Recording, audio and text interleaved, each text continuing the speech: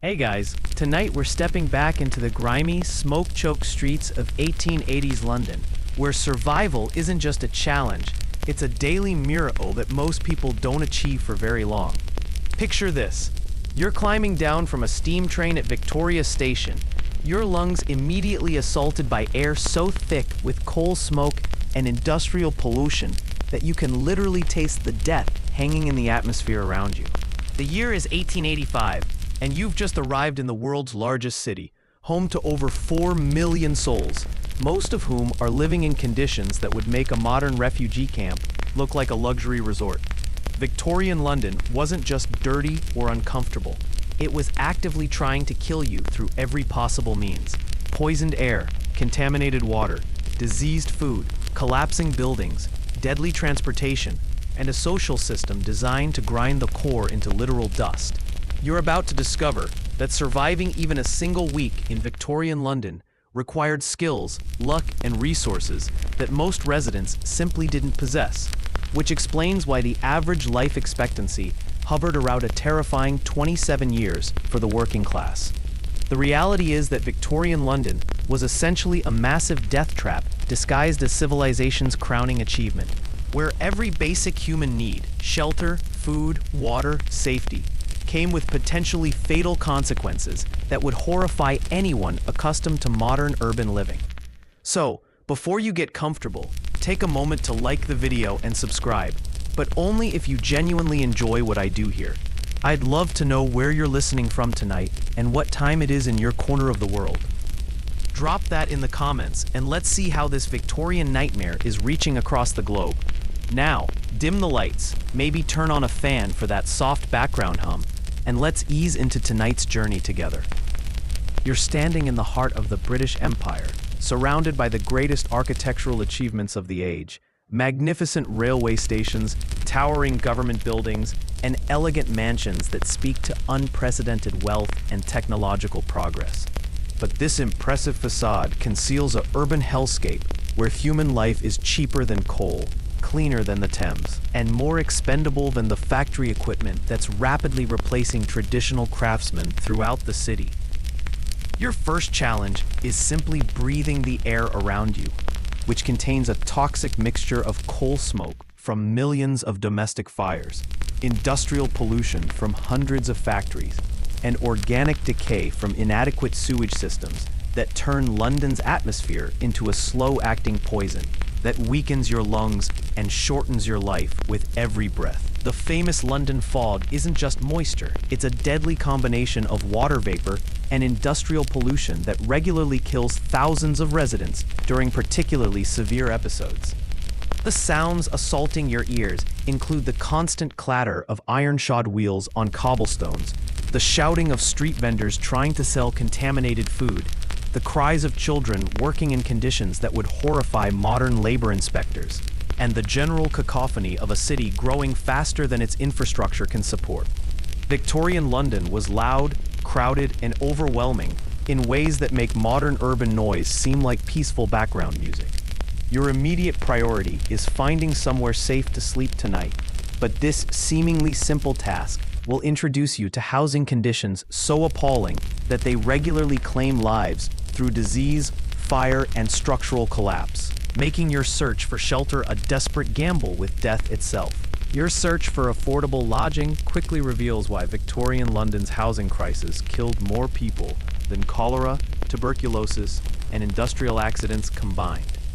You're facing a city where population growth has completely outpaced housing construction, creating a rental market so desperate that landlords can charge premium prices for accommodations that would be condemned as uninhabitable by any reasonable standard. The average working-class family in Victorian London pays between 60 and 80% of their income just for shelter, leaving almost nothing for food, clothing, or medical care.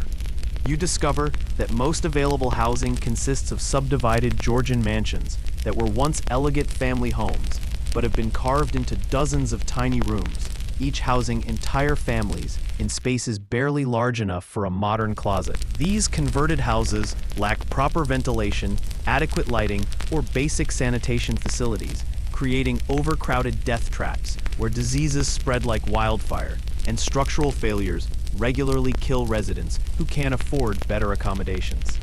Your housing options include cellars that flood regularly with contaminated water from broken sewage systems, creating damp environments perfect for breeding the bacteria that cause tuberculosis, cholera, and typhoid fever. These basement accommodations are the cheapest available, which makes them attractive to desperate families. But living underground in Victorian London essentially guarantees slow death from respiratory diseases that thrive in the perpetually moist, poorly ventilated conditions. The multi-story tenements you examine reveal Victorian London's complete disregard for building safety codes, which didn't exist in any meaningful form. These structures are built quickly and cheaply using substandard materials, creating buildings so structurally unsound that entire floors regularly collapse without warning, crushing residents who thought they were safe in their beds. Fire safety is non-existent, with buildings constructed from highly flammable materials and equipped with no emergency exits, making any fire a potential death sentence for everyone inside. Your potential roommates in these overcrowded spaces include entire families with contagious diseases, recent immigrants who don't speak English, and various criminals fleeing prosecution, creating social environments where violence, theft, and disease transmission are daily occurrences rather than occasional problems. Privacy doesn't exist when 20 people share facilities designed for two, making personal hygiene, intimate relationships, and personal communication, and basic human dignity almost impossible to maintain. The rent-payment system requires weekly payments in advance, meaning that missing even a single day's work results in immediate eviction onto streets where homelessness often proves fatal within days due to exposure, violence, or starvation.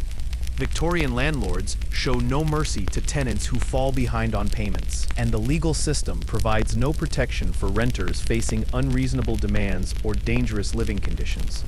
Common areas in Victorian tenements include shared kitchens where contaminated food spreads disease between families, communal toilets that overflow regularly and spread waste throughout the building, and common rooms where residents gather to share warmth but also share whatever illnesses they're carrying. These shared spaces become efficient disease transmission networks that ensure when one resident gets sick, everyone in the building faces infection. Your sleeping arrangements will likely involve sharing a bed with strangers, sleeping on floors covered with vermin, or renting space in coffin lodgings where people sleep sitting up in wooden boxes, barely large enough to contain a human body. These innovative Victorian housing solutions maximized landlord profits while minimizing tenant survival chances, creating business models based on rapid tenant turnover through death and disease. Historians still argue whether Victorian London's housing crisis was primarily caused by rapid population growth or deliberate exploitation by property owners.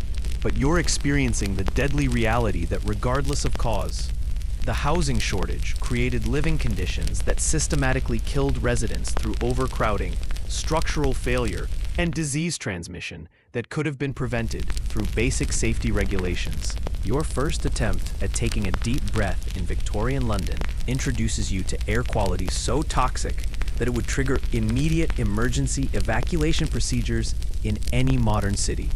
But here, it's just another normal day in the world's most polluted urban environment.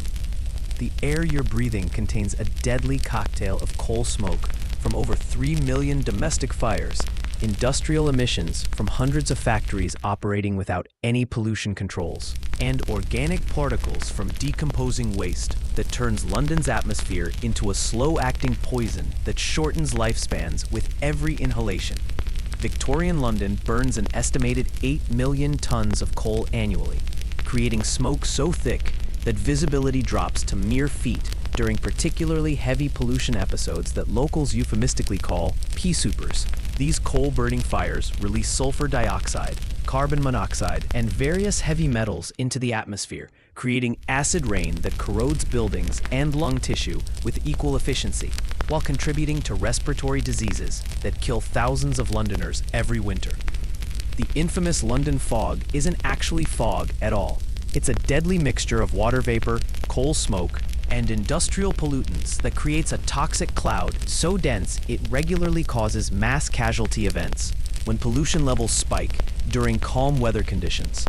During the worst pollution episodes, this fog turns yellow or brown from the concentration of airborne particles, and people literally die in the streets from acute respiratory failure caused by breathing air that's more poison than oxygen. Your daily exposure to this atmospheric contamination includes breathing particles from leather tanning operations that release toxic chemicals, metalworking facilities that spew heavy metals, and chemical plants that emit compounds so dangerous they weren't even properly identified until decades later. Victorian London's Industrial Revolution proceeds without any understanding of environmental protection, making the entire city a massive uncontrolled experiment in human exposure to industrial toxins. The respiratory health consequences you'll experience begin almost immediately, with chronic coughing, throat irritation, and eye inflammation becoming normal parts of daily life for anyone spending time outdoors.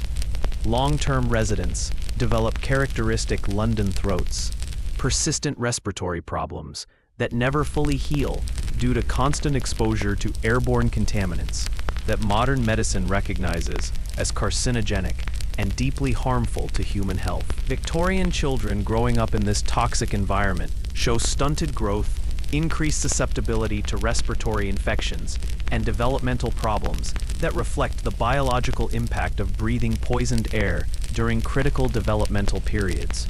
The infant mortality rate in London's most polluted districts exceeds 50%, with many deaths directly attributable to respiratory complications caused by air pollution exposure beginning in the womb. Your clothing and skin become permanently stained with soot particles that penetrate deep into fabric and pores, creating a visual marker of pollution exposure that identifies London residents even when they travel to cleaner environments.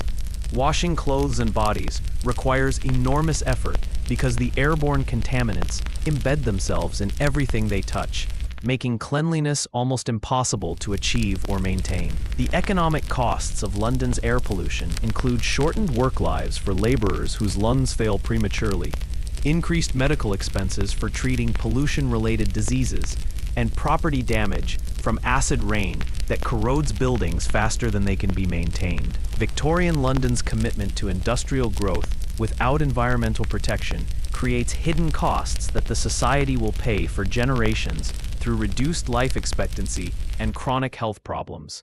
Indoor air quality offers little relief because most buildings lack proper ventilation systems, and domestic coal fires contribute to interior pollution that often exceeds outdoor levels, making Victorian homes toxic environments where families poison themselves trying to stay warm during London's notoriously cold and damp winters.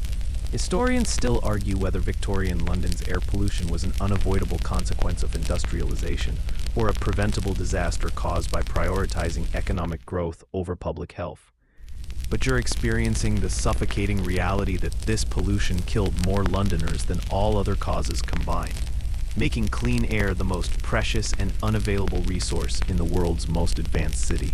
Your first venture onto Victorian London's streets reveals a transportation nightmare, where simply walking from one block to another requires navigating hazards that would challenge a modern parkour expert, while the advanced transportation systems are essentially death traps on wheels that kill passengers and pedestrians with remarkable efficiency. Victorian London's streets are narrow medieval pathways that were never designed to handle the massive increase in traffic created by industrialization, population growth, and the complete absence of urban planning that might have prevented the daily carnage. The street surfaces you're walking on consist of rough cobblestones that create ankle-twisting hazards when dry and become slippery death traps when wet, which is most of the time in London's perpetually damp climate. These cobblestones are constantly covered with a mixture of horse manure, human waste, industrial runoff, and decomposing organic matter that creates a slippery, toxic sludge that turns every step into a potential fall that could result in serious injury or contamination with disease-causing bacteria. Your fellow pedestrians include pickpockets who view crowded streets as hunting grounds, beggars carrying contagious diseases, and various criminals who use the confusion of busy thoroughfares to commit violent crimes before disappearing into the crowd. Victorian London streets operate without any meaningful police presence, making every journey an exercise in personal defense, where awareness and quick reflexes determine whether you reach your destination alive and with your possessions intact. The horse-drawn traffic sharing your walking space includes omnibuses that regularly overturn and crush passengers, private carriages driven by intoxicated coachmen, and commercial wagons loaded with dangerous materials that spill toxic substances onto pedestrians when accidents occur. Victorian horses are overworked, underfed, and frequently collapse in the streets, creating traffic blockages and spreading disease when their carcasses aren't removed quickly enough. Street lighting consists of inadequate gas lamps that provide minimal illumination and regularly explode without warning, creating fire hazards while leaving most areas in dangerous darkness that conceals criminals and makes navigation treacherous after sunset. The gas infrastructure serving these lamps frequently leaks, creating explosive atmospheres and toxic exposure that adds another layer of danger to simply walking through Victorian London's poorly lit streets. Your navigation challenges include streets with confusing or non-existent signage, frequent construction projects that block thoroughfares without providing alternative routes, and a city layout that evolved organically over centuries without any systematic planning to accommodate modern traffic volumes. Getting lost in Victorian London isn't just inconvenient. It can be fatal when you end up in dangerous neighborhoods or become stranded after dark in areas where violent crime is routine. The noise levels from iron-shod wheels on cobblestones, shouting vendors, crying animals, and industrial machinery create an overwhelming auditory assault that makes hearing approaching dangers difficult while contributing to the general stress and exhaustion that characterizes daily life in Victorian London. This constant noise pollution affects sleep quality, mental health, and the ability to detect threats that require quick responses for survival. Victorian street vendors selling food, medicine, and various goods operate without any quality control or safety regulations, meaning that items purchased from street sellers are likely contaminated, adulterated, or completely fraudulent. These street markets create additional crowding and confusion while providing opportunities for criminals to operate under the cover of legitimate commerce. Building construction and demolition projects create additional hazards as debris falls from heights, excavations create pit traps, and construction materials block sidewalks, forcing pedestrians into dangerous street areas where they compete with vehicles for space. Victorian building practices include no safety protocols for protecting pedestrians from construction-related dangers. The sewage system occasionally explodes due to gas buildup, creating geysers of human waste that contaminate entire street areas while creating health hazards that persist for weeks after the initial incident. These sewage explosions are regular occurrences that Victorian Londoners accept as normal parts of urban life rather than preventable disasters caused by inadequate infrastructure. Historians still argue whether Victorian London's street dangers were primarily caused by rapid growth or insufficient government regulation, but you're experiencing the deadly reality that simply walking through the world's most advanced city required survival skills more appropriate for wilderness exploration than urban navigation. Your search for clean drinking water in Victorian London introduces you to a public health nightmare, where the liquid essential for life comes directly from sources that also serve as the city's primary sewage disposal system, creating a water supply so contaminated that drinking it is essentially playing Russian roulette with cholera, typhoid, and a dozen other waterborne diseases that regularly sweep through London, killing thousands of residents at a time. The Thames River, which provides most of London's drinking water, simultaneously receives the untreated waste from over 4 million people, making it less a river than an enormous flowing toilet that somehow also serves as the city's primary water source. Victorian London's water companies operate on the revolutionary principle that profit matters more than public health, leading to cost-cutting measures that include drawing water from the most polluted sections of the Thames, while selling it to customers as pure spring water through marketing campaigns that would make modern advertising executives blush with shame. These private water companies fight against any regulation that might reduce their profits, while regularly delivering water so visibly contaminated that even Victorian standards find it questionable. Your daily water consumption necessarily includes visible particles of human waste, industrial chemicals, dead animals, and various other organic materials that create a liquid so toxic it would be classified as hazardous waste by any modern environmental agency. Victorian Londoners developed strong stomachs and impressive immune systems simply because drinking the water requires consuming a daily dose of bacteria and toxins that would hospitalize most modern people within hours of ingestion. The water delivery system consists of pipes made from lead, which slowly poisons everyone who drinks from them, while creating a sweet taste that actually makes the contaminated water more palatable to consumers who don't realize they're being systematically poisoned by their water supply.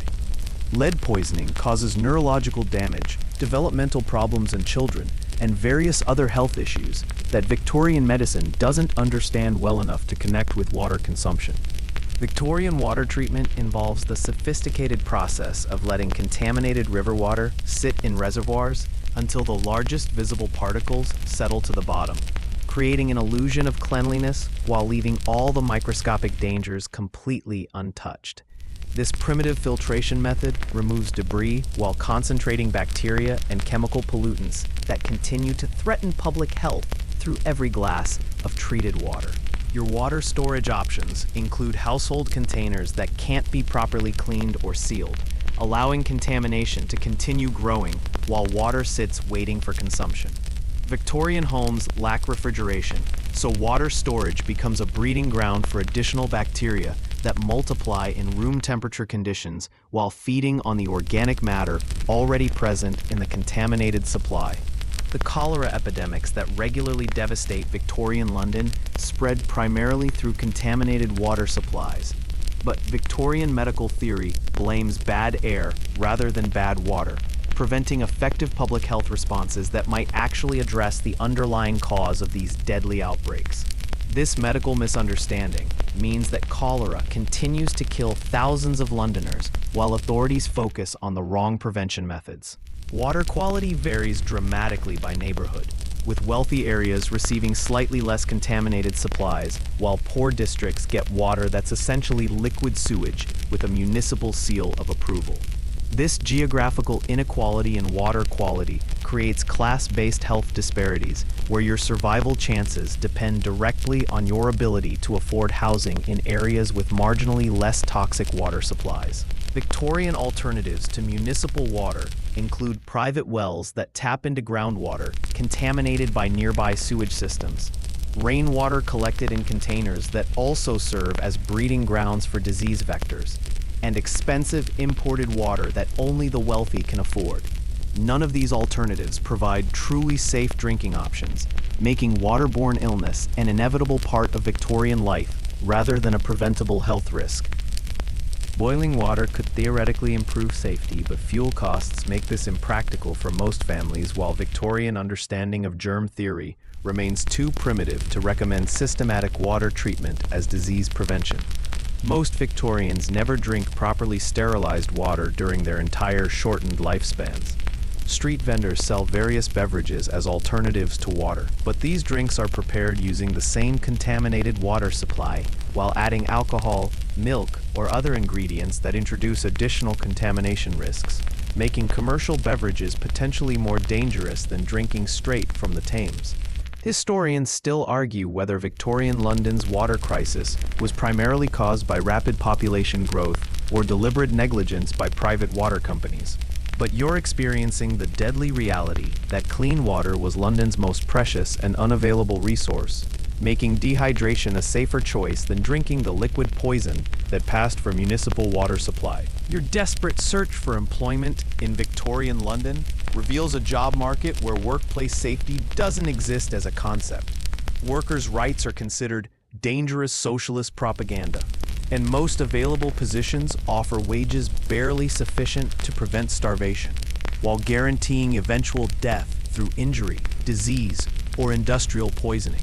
Victorian London's labor market operates on the principle that human workers are cheaper to replace than industrial equipment, creating working conditions so dangerous that surviving long enough to collect your first full paycheck requires extraordinary luck and exceptional physical resilience.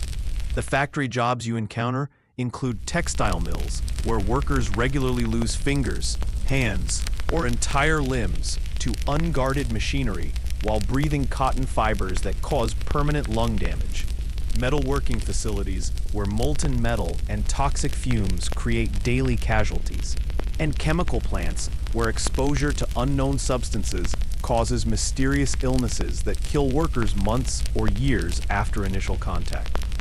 Victorian industrial safety consists entirely of telling workers to be careful while providing no protective equipment, safety training, or compensation for inevitable injuries. Your potential employment at London's docks involves loading and unloading cargo ships using primitive equipment that regularly crushes workers while exposing them to tropical diseases carried by imported goods, dangerous chemicals that leak from improperly sealed containers, and violent crime from criminals who view busy docks as ideal locations for robbery and assault. Dock work pays relatively well because so many workers die or become permanently disabled that labor shortages drive up wages for survivors willing to risk their lives daily. Victorian construction work offers opportunities to build London's expanding infrastructure while facing constant dangers from falling materials, structural collapses, and exposure to toxic building materials that won't be recognized as health hazards until decades after they've killed thousands of construction workers. Building sites operate without hard hats, safety ropes, or any protective equipment beyond workers' natural reflexes and prayer that today won't be their last day alive. The domestic service positions available to you include working in wealthy households, where sexual harassment from employers is routine, physical abuse is considered normal discipline, and wages are so low that servants must choose between adequate food and sending money to their families. Domestic workers face 18-hour days, minimal time off, and living conditions that are often worse than the overcrowded tenements they're trying to escape through employment. Your employment options in Victorian retail include working in shops where 12-hour days are standard, customer abuse is expected, and theft by employers reduces your already minimal wages through various creative accounting methods that leave workers owing money to their bosses despite working full-time. Shop work seems genteel compared to factory labor, but retail workers face malnutrition, exhaustion, and economic exploitation that can prove just as deadly as industrial accidents. Child labor opportunities abound for anyone under 16, including jobs in coal mines where children crawl through tunnels too small for adults while breathing coal dust that guarantees early death from lung disease.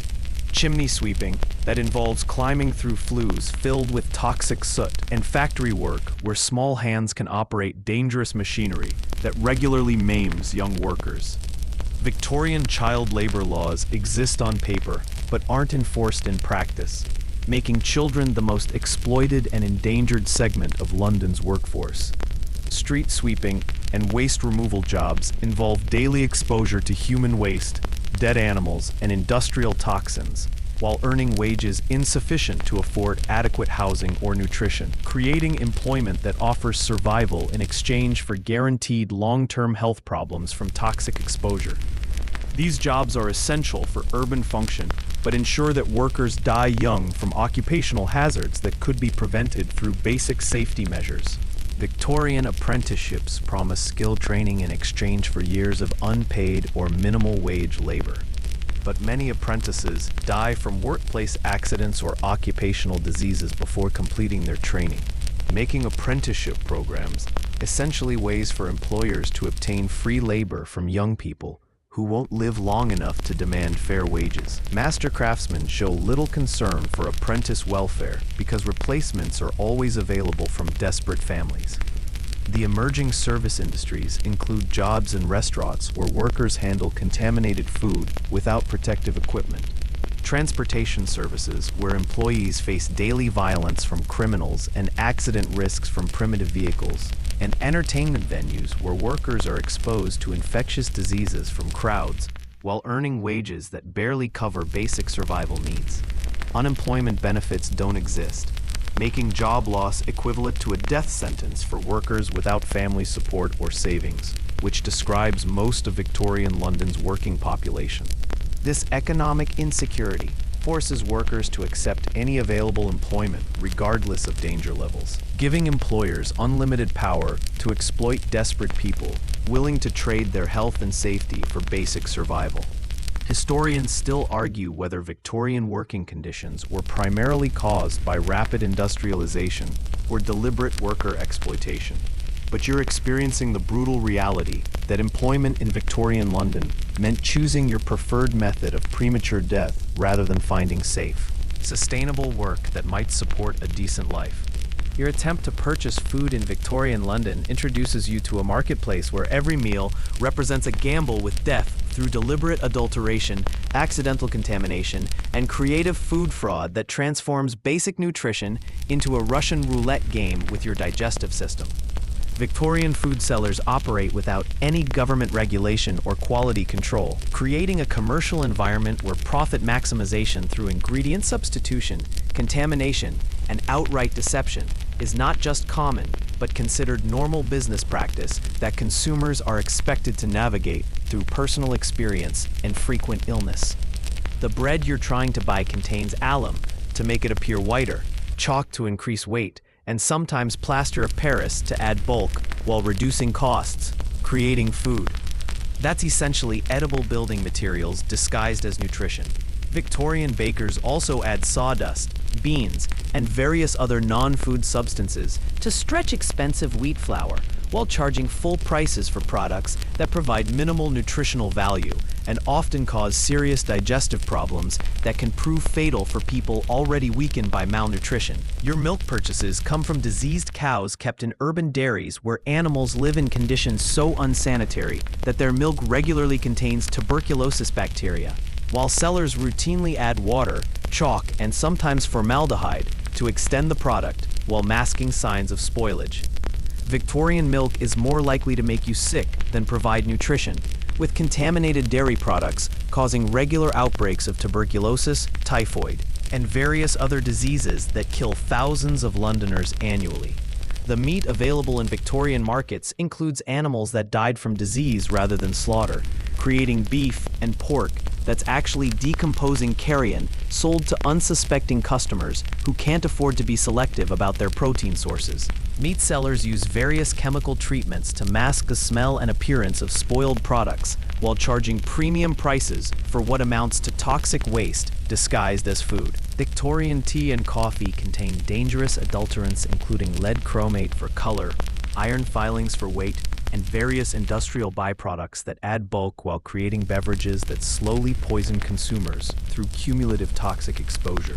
Even these basic drinks, which should provide simple pleasure and mild stimulation, become vehicles for heavy metal poisoning and chemical contamination that contribute to the shortened lifespans characteristic of Victorian urban life. Your sugar purchases include sand, plaster, and various other substances that increase weight while reducing nutritional content, making this luxury item a mixture of actual sugar and construction materials that somehow passes for food in Victorian London's unregulated marketplace. Sugar adulteration is so common that pure sugar becomes a luxury item available only to wealthy consumers who can afford to shop at premium establishments. Victorian confectionery represents peak food fraud creativity, with candy containing lead-based coloring agents, mercury compounds for preservation, and various toxic substances that make sweets literally poisonous, while appealing to children who don't understand that their treats are slowly killing them. Candy makers use bright colors achieved through heavy metals to attract customers, while creating products that cause neurological damage and developmental problems in young consumers. The preserved foods available to you include salt pork treated with dangerous chemicals, pickled vegetables contaminated with industrial acids, and various canned goods that contain lead from soldering processes. making long-term food storage a method of gradual heavy metal poisoning that accumulates in your body over time. Victorian food preservation methods prioritize shelf life over consumer safety, creating products that last longer while slowly killing anyone who eats them regularly. Street vendors sell prepared foods that combine all these dangers into convenient packages, offering meat pies made from diseased animals, breads loaded with toxic additives, and beverages contaminated with industrial chemicals, all prepared in unsanitary conditions that guarantee bacterial contamination on top of deliberate adulteration. Street food represents maximum convenience and maximum danger in a single purchase. Victorian spices and seasonings include various industrial dyes, metal filings, and chemical compounds that create appealing colors and flavors, while introducing new forms of toxic exposure that affect different organ systems through cumulative consumption. Even basic seasonings become sources of poisoning in an unregulated marketplace where appearance matters more than safety. The economic incentives driving food adulteration include fierce competition between sellers who reduce costs through dangerous ingredient substitution, consumer poverty that makes price more important than quality, and complete absence of government oversight that might prevent the worst forms of food fraud from reaching the marketplace. Historians still argue whether Victorian food adulteration was primarily driven by economic necessity or deliberate consumer exploitation. But you're experiencing the daily reality that eating in Victorian London required navigating a food supply designed to maximize profits through methods that treated consumer health as an acceptable business expense rather than a public responsibility. Your inevitable encounter with Victorian medicine introduces you to healthcare practices so dangerous and misguided that seeking medical treatment often guarantees death from causes completely unrelated to your original illness. As Victorian physicians combine medieval superstitions with cutting-edge arrogance to create healing approaches that kill patients faster than most diseases while charging premium prices for the privilege of being medically murdered by trained professionals. Victorian medicine operates on the revolutionary principle that the human body is a mysterious machine that responds best to violent intervention, toxic substances, and procedures designed to demonstrate medical authority rather than actually cure anything. The standard Victorian medical examination involves doctors who never wash their hands, use instruments that haven't been sterilized, and diagnose illnesses based on obsolete theories that bear no relationship to actual human anatomy or disease processes.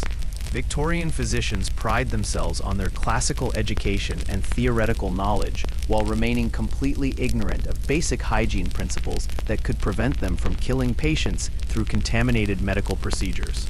Your treatment options include bloodletting, which involves deliberately weakening already sick patients by removing significant amounts of blood based on medieval theories about balancing bodily humors that have no basis in medical reality.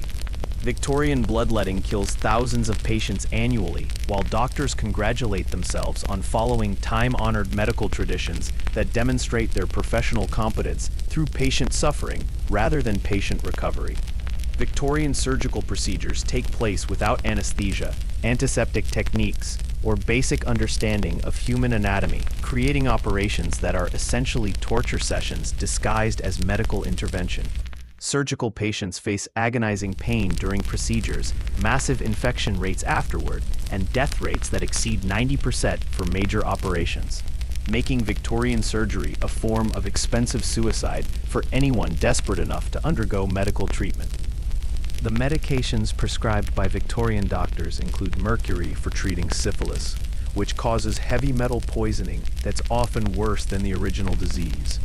Opium-based preparations that create addiction while masking symptoms without addressing underlying health problems, and various toxic substances that poison patients while providing no therapeutic benefits. Victorian pharmacology combines ignorance with toxicity to create medicines that are more dangerous than most diseases.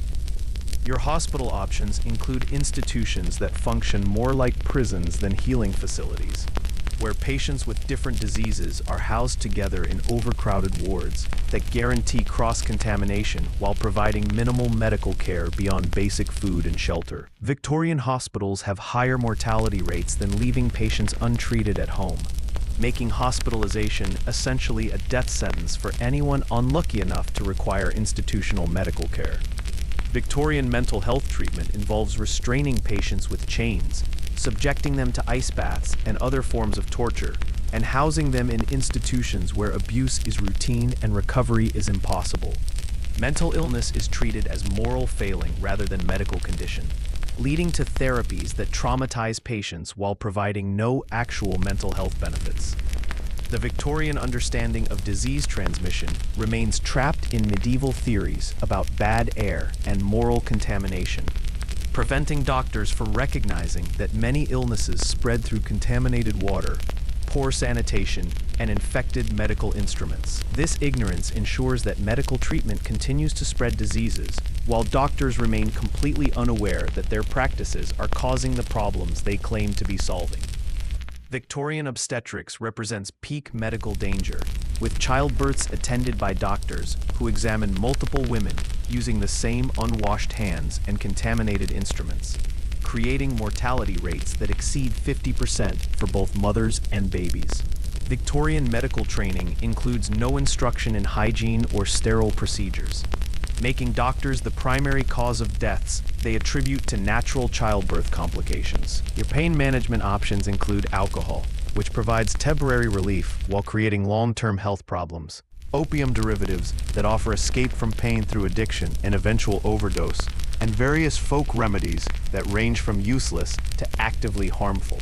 Victorian pain relief often causes more suffering than the original conditions, while creating new medical problems that require additional dangerous treatments. Victorian medical education focuses on theoretical knowledge and classical texts rather than practical experience or empirical observation, producing doctors who can quote ancient medical authorities while remaining completely ignorant of effective treatment methods. Medical schools graduate physicians who are more dangerous than helpful, while providing them with professional credentials that give them authority to harm patients through legal medical practice. The cost of Victorian medical care ensures that only wealthy patients can afford to be medically killed by trained professionals, while poor patients face death from untreated illnesses or amateur medical intervention that's often safer than professional treatment. Victorian healthcare creates a system where ability to pay determines not quality of care, but method of medically induced death. Historians still argue whether Victorian medicine was primarily limited by scientific knowledge or corrupted by professional arrogance. But you're experiencing the deadly reality that seeking medical treatment in Victorian London meant choosing between death from disease or death from medical intervention designed to cure you. Your observation of childhood in Victorian London reveals a systematic extermination campaign disguised as normal urban life, where children face dangers so numerous and severe that reaching adolescence requires surviving an obstacle course of exploitation, disease, malnutrition, and violence that would challenge experienced adults, while society treats child mortality as an acceptable cost of industrial progress. Victorian London's approach to childhood involves the innovative concept of using small human beings as disposable labor, while providing them with living conditions that guarantee most won't survive long enough to demand fair treatment or basic human rights. The child mortality statistics you're witnessing include death rates exceeding 60% in London's poorest districts, where infants die from diseases that could be prevented through basic sanitation, adequate nutrition, or minimal medical care that remains unavailable to families earning subsistence wages. Victorian children die from preventable causes at rates that would trigger international humanitarian intervention in modern contexts.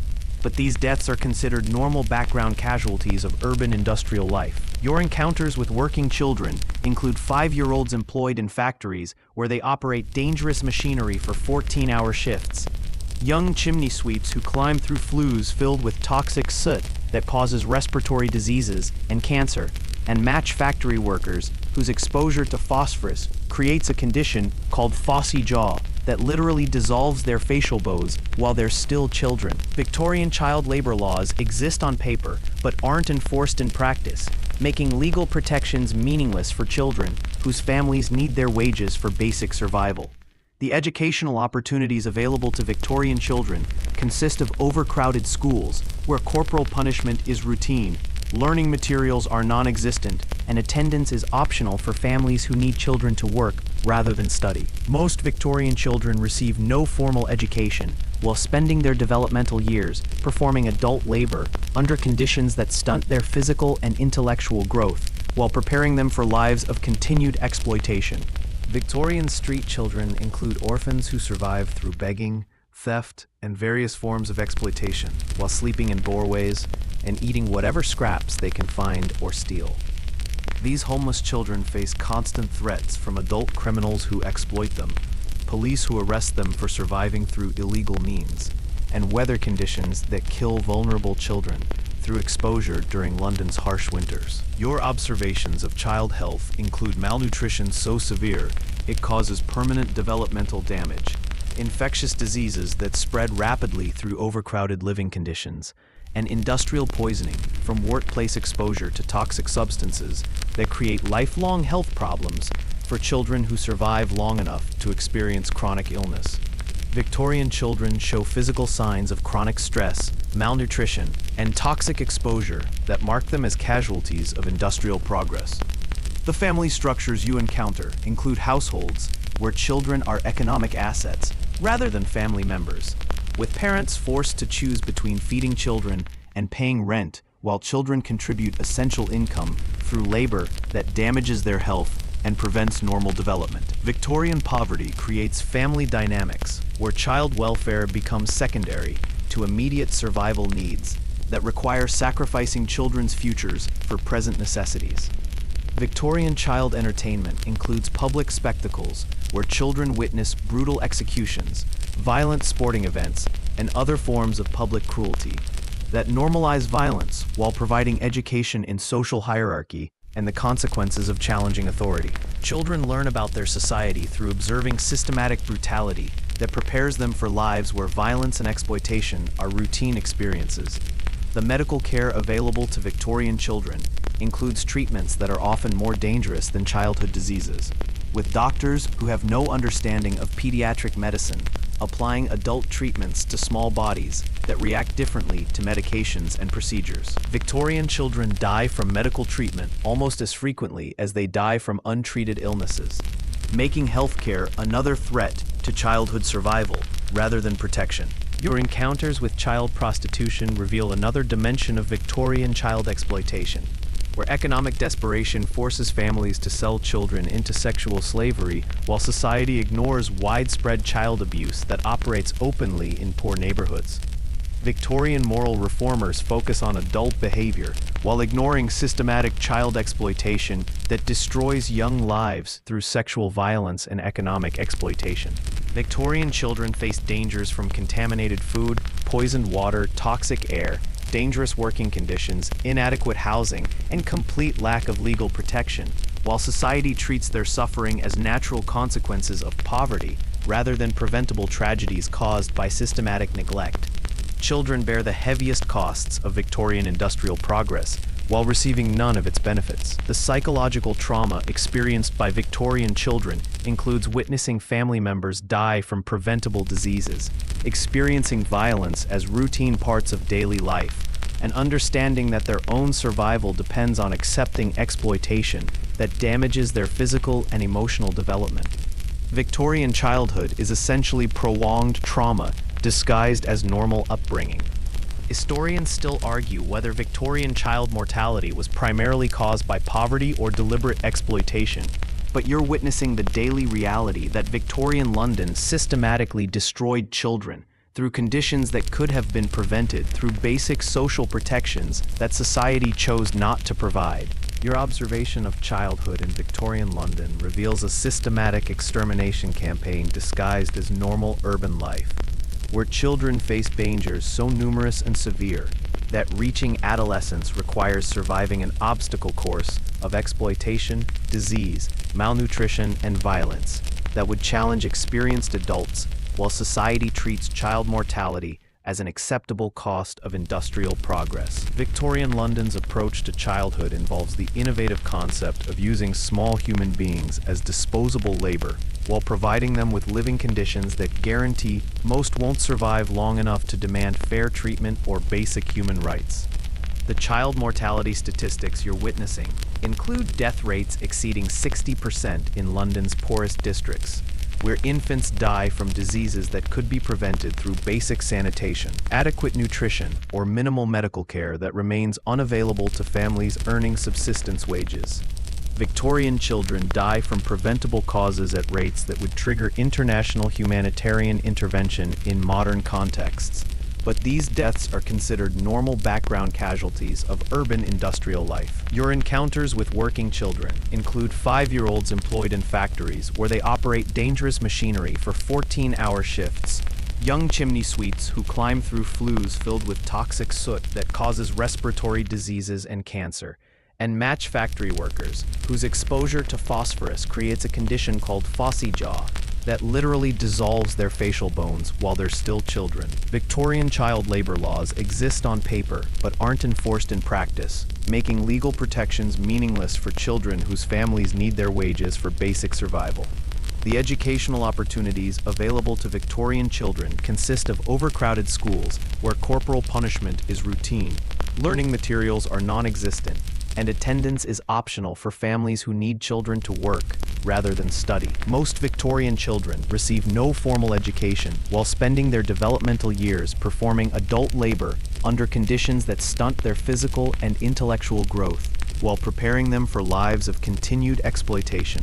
Victorian street children include orphans who survive through begging, theft, and various forms of exploitation, while sleeping in doorways and eating whatever scraps they can find or steal.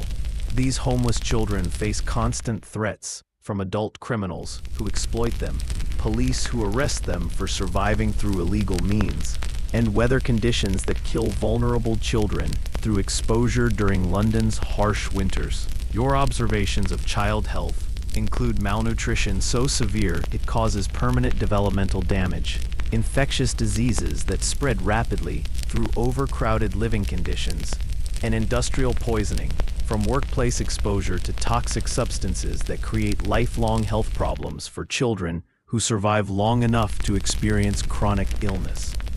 Victorian children show physical signs of chronic stress, malnutrition, and toxic exposure that mark them as casualties of industrial progress.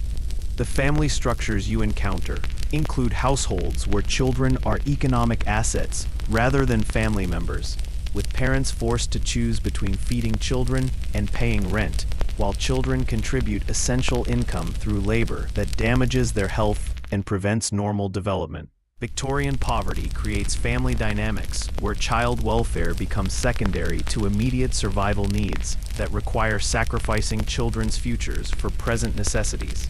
Victorian child entertainment includes public spectacles where children witness brutal executions, violent sporting events, and other forms of public cruelty that normalize violence while providing education in social hierarchy and the consequences of challenging authority. Children learn about their society through observing systematic brutality that prepares them for lives where violence and exploitation are routine experiences. The medical care available to Victorian children includes treatments that are often more dangerous than childhood diseases, with doctors who have no understanding of pediatric medicine applying adult treatments to small bodies that react differently to medications and procedures. Victorian children die from medical treatment almost as frequently as they die from untreated illnesses, making healthcare another threat to childhood survival rather than protection.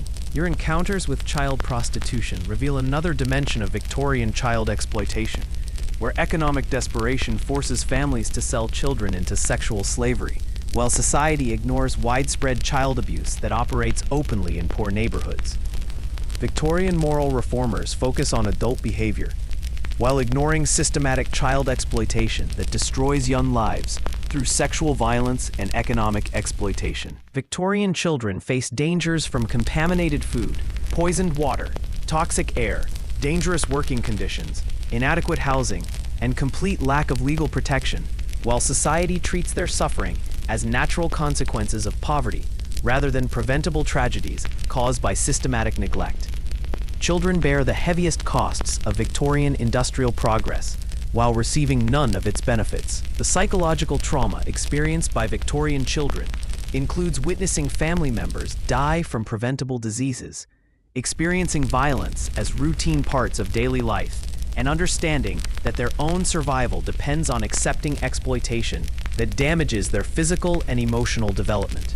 Victorian childhood is essentially prolonged trauma, disguised as normal upbringing. Historians still argue whether Victorian child mortality was primarily caused by poverty or deliberate exploitation. But you're witnessing the daily reality that Victorian London systematically destroyed children through conditions that could have been prevented through basic social protections that society chose not to provide. Your observation of women's lives in Victorian London reveals additional layers of danger and exploitation that transformed gender itself into a potentially fatal condition, where being female means facing all the standard urban survival challenges while also confronting dangers specifically designed to control, exploit, and ultimately destroy women through systematic, legal, economic, and social oppression that treats half the population as disposable property rather than human beings deserving basic rights or protection. Victorian women navigate a society that simultaneously idealizes femininity while creating conditions that make female survival nearly impossible for anyone without significant wealth and male protection. The Victorian legal system treats women as property, belonging first to their fathers and then to their husbands, creating a framework where women have no independent legal existence and cannot own property, control their earnings, or make decisions about their own bodies and lives. This legal invisibility means that women who are abandoned, widowed, or never married face economic and social circumstances that often prove fatal, as they have no legal mechanisms for supporting themselves or protecting themselves from exploitation. Your encounters with working women reveal employment opportunities limited to domestic service, textile work, and prostitution, all of which expose women to violence, sexual exploitation, and health hazards, while paying wages insufficient for independent survival. Victorian women in domestic service face routine sexual harassment and assault from male employers while working 18-hour days for wages that barely cover basic necessities, making domestic work a form of legalized sexual slavery disguised as respectable employment. The maternal mortality rates you're witnessing exceed 40% in some London districts, where women die during childbirth due to contaminated medical procedures, inadequate nutrition during pregnancy, and complete lack of prenatal care that might prevent complications. Victorian obstetric medicine kills mothers and babies through ignorance, contamination, and procedures that cause more harm than difficult births, making pregnancy essentially a death sentence for women in poor health or economic circumstances. Victorian marriage laws create legal arrangements where women surrender all rights and property to husbands who gain complete control over their wives' bodies, finances, and daily lives, while facing no legal consequences for physical or sexual abuse. Married women cannot divorce abusive husbands, control their own earnings, or protect their children from fathers who might sell them into labor or abandon them entirely, making marriage a form of legal enslavement that many women cannot escape even when it becomes life-threatening. Your observations of unmarried women reveal social and economic pressures that force single women into prostitution, which exposes them to violence from customers, disease transmission, arrest by police who ignore the men creating demand for prostitution, and social ostracism that prevents them from leaving sex work, even when they want to pursue other survival strategies. Victorian prostitution is essentially economic coercion, disguised as moral failing, where society creates conditions that force women into sex work while condemning them for doing what's necessary to survive. The health challenges facing Victorian women include reproductive problems caused by malnutrition, industrial poisoning from factory work, and various diseases related to poverty and poor living conditions. But women cannot access medical care without male permission and financial resources that most women don't control. Victorian women die from treatable medical conditions because they lack legal and economic independence necessary to seek health care on their own behalf. Victorian women's education consists of training for domestic roles that prepare them for lives of dependence, rather than skills that might enable economic independence, ensuring that women remain vulnerable to exploitation while lacking knowledge or resources necessary for protecting themselves from the dangers they face. Education for women focuses on moral instruction and domestic skills rather than practical knowledge that might enable survival in harsh urban conditions. Your encounters with elderly women reveal particular vulnerabilities, as older women without family support face destitution and often die from exposure, malnutrition, or violence, while society provides no social safety net for women whose productive years have ended. Victorian society discards women who are no longer useful for reproductive or domestic labor, making old age especially dangerous for women without substantial economic resources. The clothing requirements imposed on Victorian women include restrictive garments that limit mobility and breathing, while creating health problems through tight corseting that damages internal organs, long skirts that collect street contamination and create tripping hazards, and fabrics that require extensive maintenance that consumes time and money women can't afford to spend on clothing upkeep. Victorian women face constant threats of sexual violence from employers, landlords, police, and random men who face no serious legal consequences for assaulting women, creating an environment where rape and sexual harassment are routine experiences rather than exceptional crimes. The legal system treats sexual violence against women as property crimes against their male relatives, rather than assaults against the women themselves. The social expectations placed on Victorian women include maintaining moral purity while living in conditions that make cleanliness impossible, demonstrating religious devotion while struggling for basic survival, and raising healthy children while lacking resources necessary for adequate nutrition or medical care.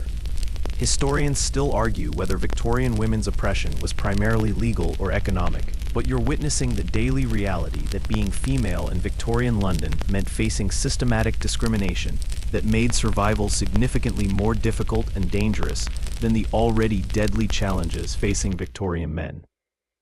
Your experience of poverty in Victorian London reveals how economic desperation transforms every aspect of daily existence into a constant struggle against death, where lacking money doesn't just mean discomfort or inconvenience, but creates cascading failures that systematically destroy health, safety, and human dignity, while trapping entire families in cycles of deprivation that make escape virtually impossible. Victorian poverty operates as a comprehensive death sentence that kills slowly through starvation, disease, exposure, and despair, while society treats economic inequality as natural law rather than preventable social policy that could be addressed through different political choices. The housing available to London's poor includes cellar dwellings that flood regularly with contaminated water, creating living conditions so unhealthy that entire families die from diseases caused directly by their accommodations. These basement homes rent for prices that consume most of poor families' income while providing shelter that actively endangers residents through dampness, poor ventilation, and proximity to sewage systems that contaminate living spaces with toxic waste. Your food options when poor include scraps from markets that sell rotting vegetables at reduced prices, bread made from sawdust and other non-food materials, and occasional access to soup kitchens that provide minimal nutrition while exposing hungry people to infectious diseases from other desperate individuals seeking free meals. Victorian poor relief focuses on preventing abuse of charity rather than addressing hunger, creating systems that humiliate recipients while providing inadequate assistance that prolongs suffering rather than addressing its causes.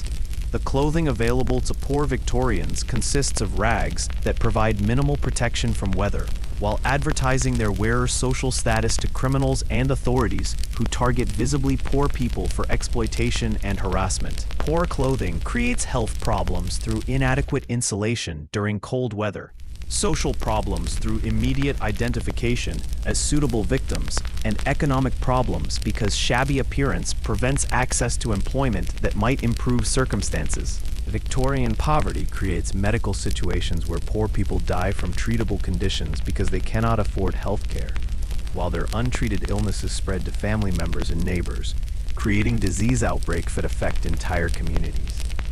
Poor health and poverty reinforce each other through cycles where illness prevents work, which prevents income, which prevents medical care, which worsens illness in patterns that often end in death from conditions that wealth could prevent or cure. Your employment prospects when poor include the most dangerous and lowest paid work available, creating situations where accepting employment means choosing between immediate starvation and eventual death from workplace hazards, while refusing work means immediate death from hunger and exposure. Poor workers face exploitation that shortens lifespans, while providing just enough income to prevent immediate death, creating economic relationships based on prolonged dying rather than sustainable survival. The social services available to Victorian poor include workhouses that separate families while providing living conditions deliberately designed to be worse than the worst employment, ensuring that poor relief serves as deterrent rather than assistance, while housing people in institutions that function more like prisons than charitable organizations. Victorian poor relief philosophy holds that poverty results from moral failing rather than economic circumstances, leading to charitable approaches that punish recipients while providing minimal actual help. Victorian poor children face particular dangers, including abandonment by families who cannot afford to feed them, exploitation by criminals who use desperate children for illegal activities, and premature death from malnutrition and disease that could be prevented through adequate resources. Poor children often die before age 5, while surviving children enter adult life with permanent health problems and developmental delays caused by childhood poverty. Your daily survival when poor requires extraordinary resourcefulness and constant vigilance against threats that wealthy people never encounter, including violence from other desperate individuals, exploitation by employers and landlords who prey on vulnerable people, and harassment by authorities who treat poverty as criminal behavior rather than economic misfortune. Poor people must develop survival skills appropriate for war zones while living in supposedly civilized urban environments. The psychological effects of Victorian poverty include depression and despair that result from watching family members die from preventable causes while being unable to help them, constant anxiety about securing basic necessities for survival, and social shame from living in conditions that society treats as evidence of moral failure rather than economic circumstances beyond individual control. Victorian poor relief includes charitable organizations that provide minimal assistance while requiring recipients to demonstrate religious conversion, moral reformation, and gratitude that acknowledges their social inferiority to donors who view charity as opportunity for moral education rather than practical assistance for people facing life-threatening circumstances. The economic mobility available to Victorian poor remains essentially non-existent, as lack of education, capital, social connections, and basic resources necessary for business development ensure that poor families remain trapped in poverty across generations, while society treats economic inequality as natural hierarchy rather than social policy that could be changed through different political decisions.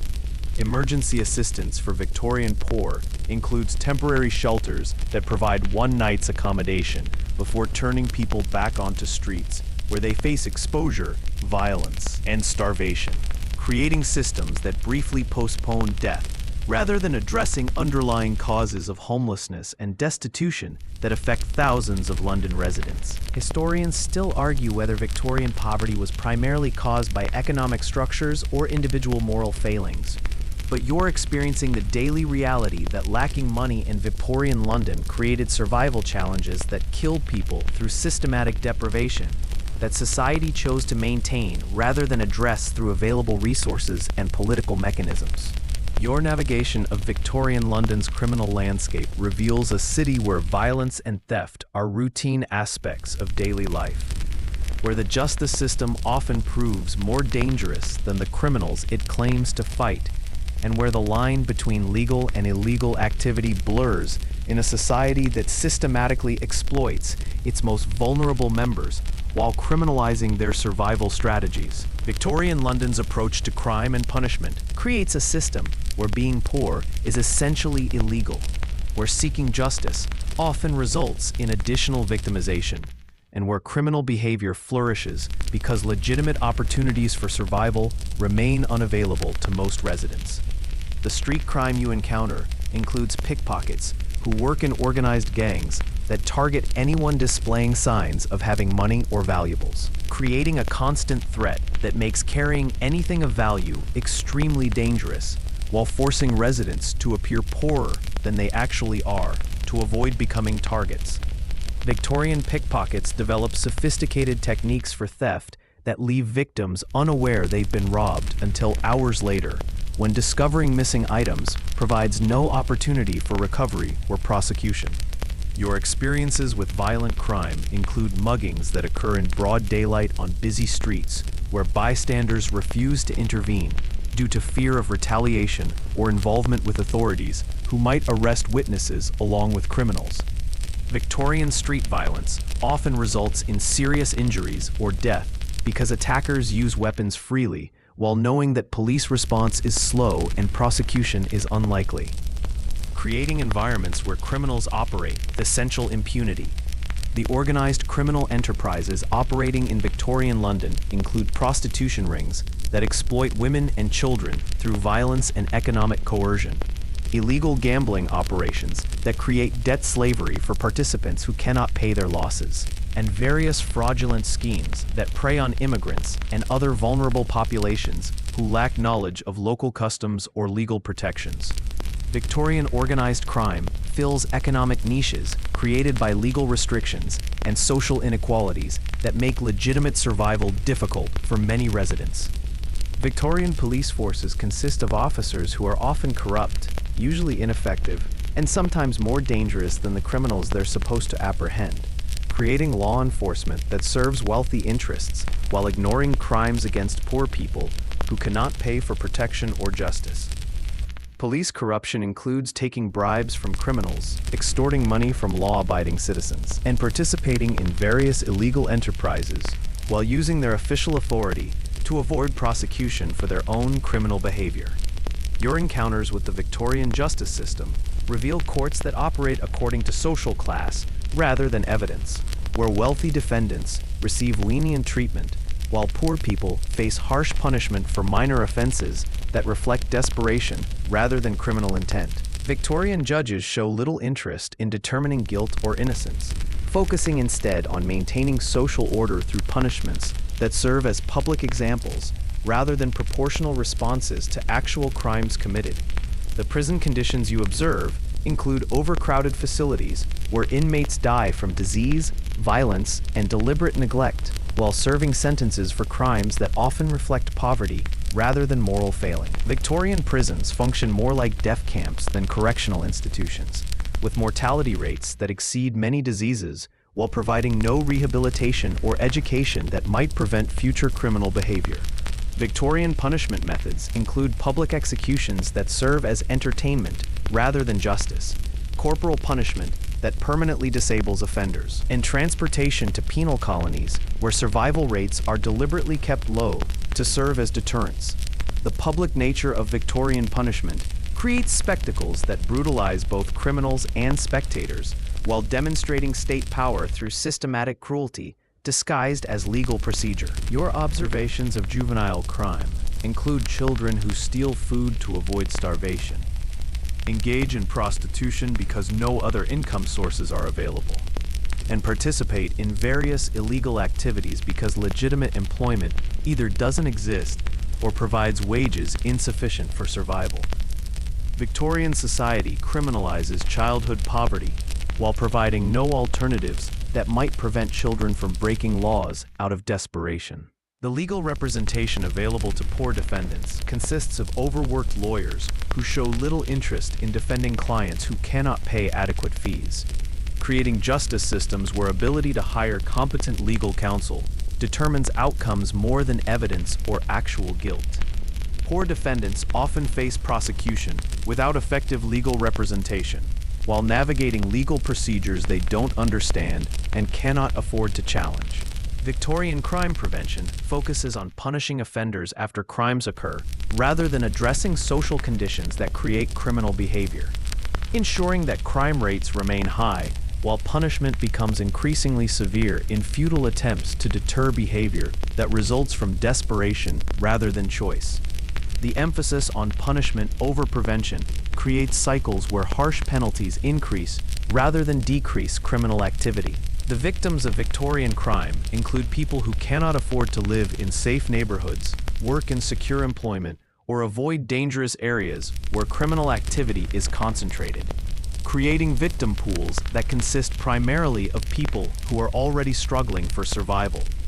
Crime victims often face additional victimization from authorities, who blame them for their misfortunes, while providing no assistance for recovery from criminal attacks. Historians still argue whether Victorian crime rates were primarily driven by poverty or moral decay. But you're experiencing the daily reality that criminal behavior flourished in conditions where legal survival was nearly impossible, while illegal activity offered better chances for obtaining basic necessities needed to avoid death from starvation, exposure, or disease. Your exposure to Victorian London's disease environment reveals a city that functions as a massive biological weapons laboratory, where deadly pathogens circulate continuously through overcrowded populations, creating epidemic conditions that kill thousands of residents annually, while authorities remain largely powerless to prevent or control outbreaks that sweep through neighborhoods like wildfire. Victorian London's approach to disease prevention consists primarily of hoping that epidemics will burn themselves out before killing everyone, while medical ignorance ensures that most public health responses actually make disease outbreaks worse rather than better. The cholera epidemics that regularly devastate Victorian London spread through contaminated water supplies that also serve as sewage disposal systems, creating disease transmission networks that guarantee widespread infection whenever cholera bacteria enter the city's water system. Victorian cholera outbreaks kill thousands of people within weeks, while authorities focus on treating symptoms rather than addressing the contaminated water sources that spread the disease throughout the population. Your encounters with tuberculosis reveal a disease so prevalent in Victorian London that it's considered almost normal, killing approximately 1 in 4 residents while spreading through overcrowded living conditions, contaminated air, and general malnutrition that weakens immune systems and makes entire populations vulnerable to respiratory infections. Victorian tuberculosis creates lingering deaths that can last months or years, while infected individuals continue spreading the disease to family members and neighbors who share their contaminated living spaces.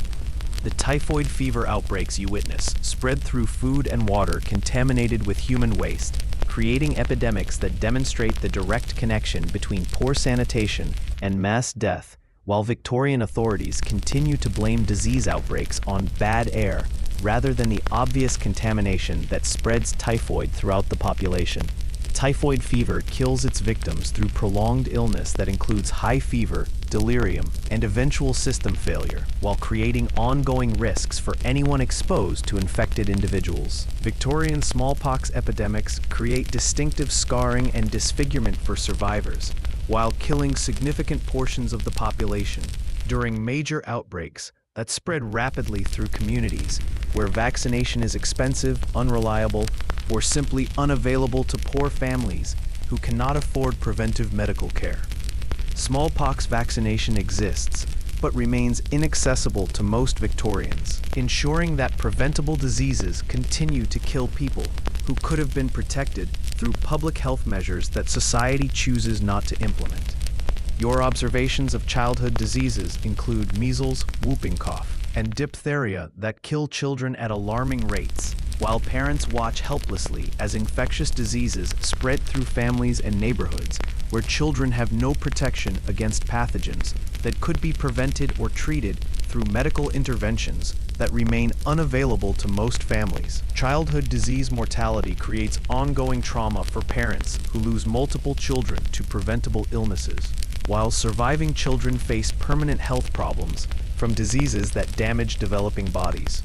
The influenza outbreaks that regularly sweep through Victorian London kill thousands of residents, while creating economic disruption that compounds health problems through lost wages, closed businesses, and general social breakdown that occurs when significant portions of the population become simultaneously ill. Victorian influenza spreads rapidly through overcrowded conditions while killing vulnerable individuals who lack the nutritional status and healthcare access necessary for surviving serious respiratory infections. Victorian scarlet fever creates particular dangers for children and pregnant women, spreading through communities where families cannot isolate infected individuals due to overcrowded living conditions that guarantee disease transmission between household members. Scarlet fever mortality remains high because Victorian medicine offers no effective treatments, while social conditions ensure that exposure to infected individuals is essentially unavoidable for most residents. Your encounters with sexually transmitted diseases reveal epidemics of syphilis and gonorrhea that spread through populations where prostitution is widespread, medical treatment is ineffective or unavailable, and social stigma prevents people from seeking help for conditions that cause progressive disability and eventual death. Victorian sexually transmitted diseases create ongoing health problems that affect multiple generations, while spreading through communities where poverty creates conditions that promote disease transmission. The disease prevention measures available to Victorian Londoners include folk remedies that range from useless to actively harmful, religious practices that provide psychological comfort but no medical benefit, and various commercial preparations that often contain toxic substances marketed as cures.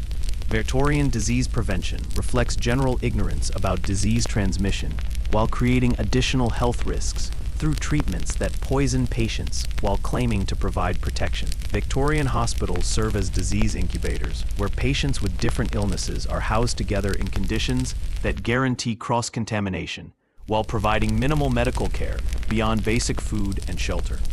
Hospital mortality rates often exceed those for patients who remain untreated at home, making hospitalization essentially a death sentence that families choose only when home care becomes impossible. The quarantine measures implemented during disease outbreaks include isolating entire neighborhoods where diseases are spreading, but these quarantines often trap healthy people with infected individuals while preventing access to food, medical care, and other necessities that might help people survive epidemic diseases. Victorian quarantine practices often increase mortality rather than preventing disease spread, while creating additional suffering for populations already facing health crises. Epidemic disease reporting remains inadequate because authorities want to avoid panic, while businesses resist acknowledging disease outbreaks that might hurt economic activity, ensuring that disease prevention efforts are delayed until epidemics become too severe to ignore or deny. Historians still argue whether Victorian disease mortality was primarily caused by medical ignorance or social conditions, but you're experiencing the deadly reality that epidemic diseases flourished in urban environments that provided ideal conditions for pathogen transmission while offering no effective prevention or treatment for infections that killed significant portions of the population on a regular basis. Your daily awareness of fire and building collapse risks in Victorian London reveals a city constructed from highly flammable materials, using dangerous building techniques that create structures so prone to catastrophic failure that residents face constant threats of being burned alive, crushed by falling debris, or trapped in collapsing buildings that kill occupants without warning. Victorian London's approach to construction safety involves the revolutionary concept of building quickly and cheaply while ignoring structural integrity, fire prevention, or occupant safety that might reduce profits or slow development in a rapidly expanding city, where demand for housing outpaces concerns about whether buildings will remain standing long enough to justify their construction costs. The building materials used throughout Victorian London include wooden structures that ignite easily and burn rapidly, creating fire hazards that spread quickly between adjacent buildings, while producing toxic smoke that kills residents who might otherwise escape burning structures. Victorian buildings use pine, oak, and other combustible materials for structural elements, interior finishing, and even roofing materials that essentially guarantee rapid fire spread once ignition occurs through any of the numerous fire sources present in Victorian daily life. Your encounters with building fires reveal blazes that spread so quickly through interconnected structures that entire city blocks can burn within hours, while firefighting technology remains inadequate for controlling large fires that overwhelm primitive firefighting equipment and techniques. Victorian fires create firestorms that consume multiple buildings, while producing heat intense enough to ignite structures that aren't directly touched by flames, creating cascading fire disasters that destroy entire neighborhoods.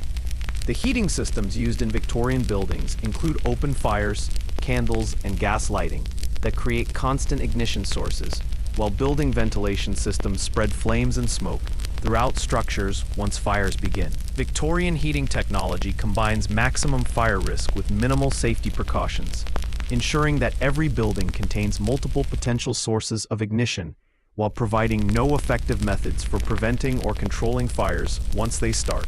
Victorian building construction techniques include structural methods that create buildings prone to sudden collapse, even without fire damage, as builders use substandard materials and inadequate foundations to reduce construction costs while creating structures that fail regularly under normal occupancy loads. Building collapses occur frequently enough to be considered normal urban hazards rather than exceptional disasters requiring investigation or prevention. Your observations of overcrowded buildings reveal structures housing far more people than their original designs intended, creating weight loads that exceed structural capacity, while increasing fire risks through additional heating sources, cooking facilities, and general human activity that multiplies ignition opportunities. Overcrowding creates conditions where building failures affect maximum numbers of residents, while making evacuation nearly impossible during emergencies. The fire prevention measures available in Victorian buildings consist primarily of hoping that fires won't start, while providing no effective methods for suppressing fires once ignition occurs, ensuring that small fires regularly become major disasters that kill residents and destroy property. Victorian buildings lack fire exits, fireproof materials, or compartmentalization that might contain fires to limited areas rather than allowing flames to spread throughout entire structures. Victorian firefighting capabilities include volunteer fire brigades equipped with primitive equipment that proves inadequate for controlling serious fires, while often arriving too late to save lives or property threatened by rapidly spreading flames. Fire companies operate more as salvage operations than fire suppression services, focusing on protecting undamaged buildings rather than saving structures that are already burning or rescuing people trapped in burning buildings. Your experiences with building collapse include structures that fail suddenly due to poor construction, overloading, or simple age-related deterioration that causes walls, floors, or entire buildings to collapse without warning, while crushing or trapping occupants who have no opportunity to escape.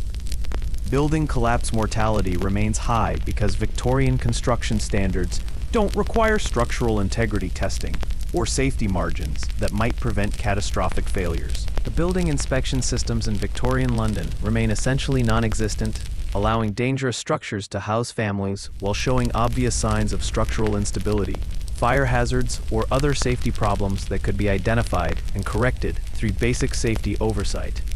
Buildings operate without safety inspections until they actually collapse or burn, making disaster prevention impossible while ensuring that safety problems are addressed only after they kill people.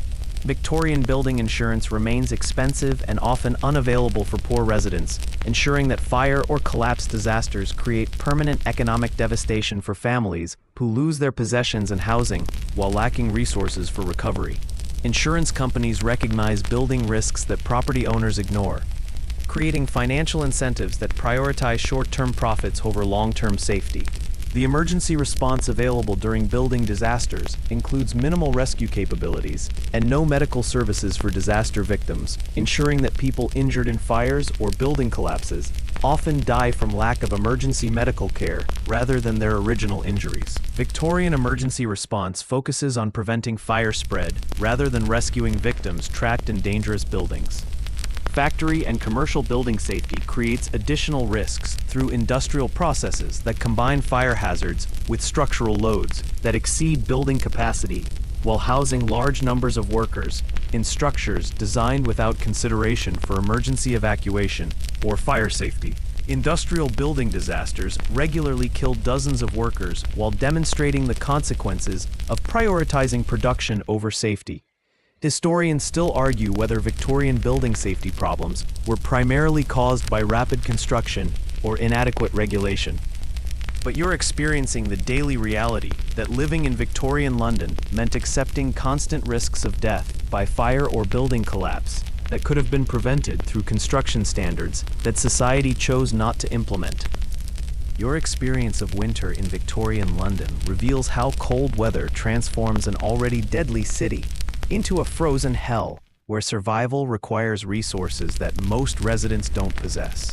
As winter combines with poverty, inadequate housing, and insufficient heating to create seasonal death rates that would constitute humanitarian disasters in any society that prioritized human life over economic efficiency. Victorian London's approach to winter survival involves the revolutionary concept of letting poor people freeze to death while wealthy residents enjoy adequate heating and shelter, creating seasonal mortality patterns that demonstrate how weather becomes deadly when combined with social inequality and deliberate neglect of basic human needs. The heating options available to most Victorian Londoners include burning whatever combustible materials they can afford or find, creating indoor air pollution that often proves more dangerous than the cold weather they're trying to escape.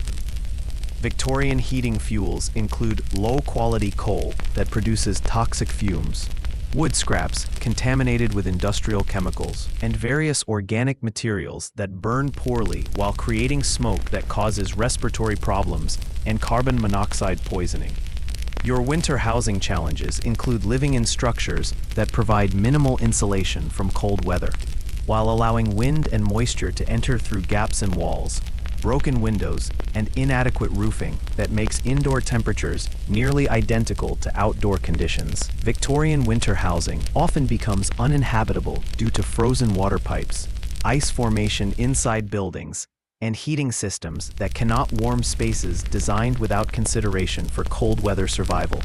The clothing available to poor Victorians during winter consists of inadequate garments that provide minimal protection from cold, wet weather while requiring fuel for drying that most families cannot afford when wet clothing freezes rather than dries in unheated living spaces. Victorian winter clothing for the poor includes thin fabrics, insufficient layers, and shoes that provide no protection from frozen ground conditions that cause frostbite and other cold-related injuries. Victorian winter food supplies include limited access to nutrition during seasons when fresh food becomes unavailable, while fuel costs for cooking consume resources needed for heating, forcing families to choose between staying warm and eating cooked food that might prevent illness. Winter malnutrition weakens immune systems while increasing vulnerability to respiratory diseases that thrive in cold, damp conditions where people crowd together for warmth. Your observations of winter mortality include death rates that spike dramatically during cold months as hypothermia, respiratory infections, and complications from malnutrition combine with seasonal challenges to kill thousands of residents who might survive milder weather conditions. Victorian winter deaths include people who freeze to death in their own homes, children who die from respiratory infections caused by cold exposure, and elderly residents who cannot generate enough body heat to survive in unheated living spaces. The employment challenges during Victorian winters include outdoor work that becomes impossible during severe weather, while indoor employment remains insufficient to support populations who lose seasonal income when weather prevents agricultural labor, construction work, and various other occupations that depend on tolerable weather conditions. Winter unemployment creates economic crises that compound survival challenges while families lose income needed for heating fuel and winter food supplies. Victorian winter water supplies freeze regularly, forcing residents to melt ice or snow for drinking water, while creating sanitation problems when waste disposal systems freeze and create health hazards that persist until spring thawing allows normal waste management to resume. Frozen water systems create cascading problems that affect drinking, cooking, cleaning, and waste disposal while lasting for months during severe winters.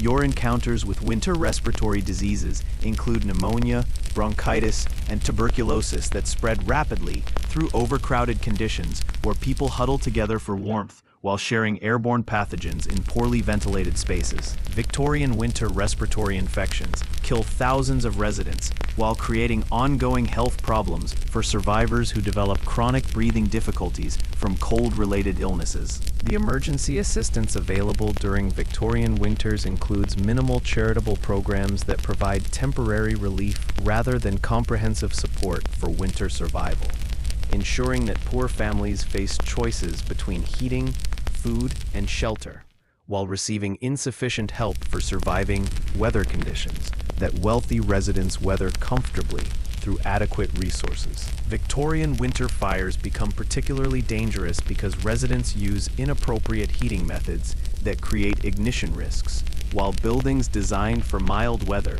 become death traps when emergency heating creates fire hazards in structures built from combustible materials. Winter fires kill residents who are weakened by cold exposure while destroying housing that cannot be replaced until spring construction becomes possible. The psychological effects of Victorian winter survival include depression and despair that result from watching family members die from cold-related causes while being unable to provide adequate warmth, food, or shelter during months when survival requires resources that remain unavailable to most urban residents. Winter transportation becomes nearly impossible for poor residents who cannot afford warm clothing or heated transportation, creating isolation that prevents access to employment, medical care, food supplies, and social support that might improve survival chances during the most dangerous months of the year. Wealthy Victorian winter experiences include heated homes, adequate clothing, abundant food supplies, and various luxury items that demonstrate how winter dangers are primarily economic rather than environmental, affecting people who lack resources rather than representing unavoidable natural disasters that affect entire populations equally.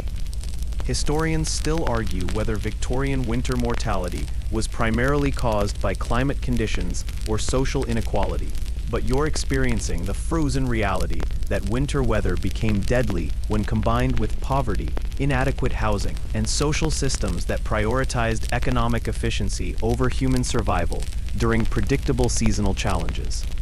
Your glimpse into the lives of Victorian London's wealthy reveals how money functions as the ultimate survival tool in a city where death stalks the poor, while the rich enjoy safety, comfort, and security through resources that create entirely different urban experiences within the same geographical boundaries. The wealthy don't just live better than the poor, they live in essentially different cities that happen to occupy the same physical space, protected by walls of money that shield them from the dangers, diseases, and daily struggles that define Victorian London for everyone else.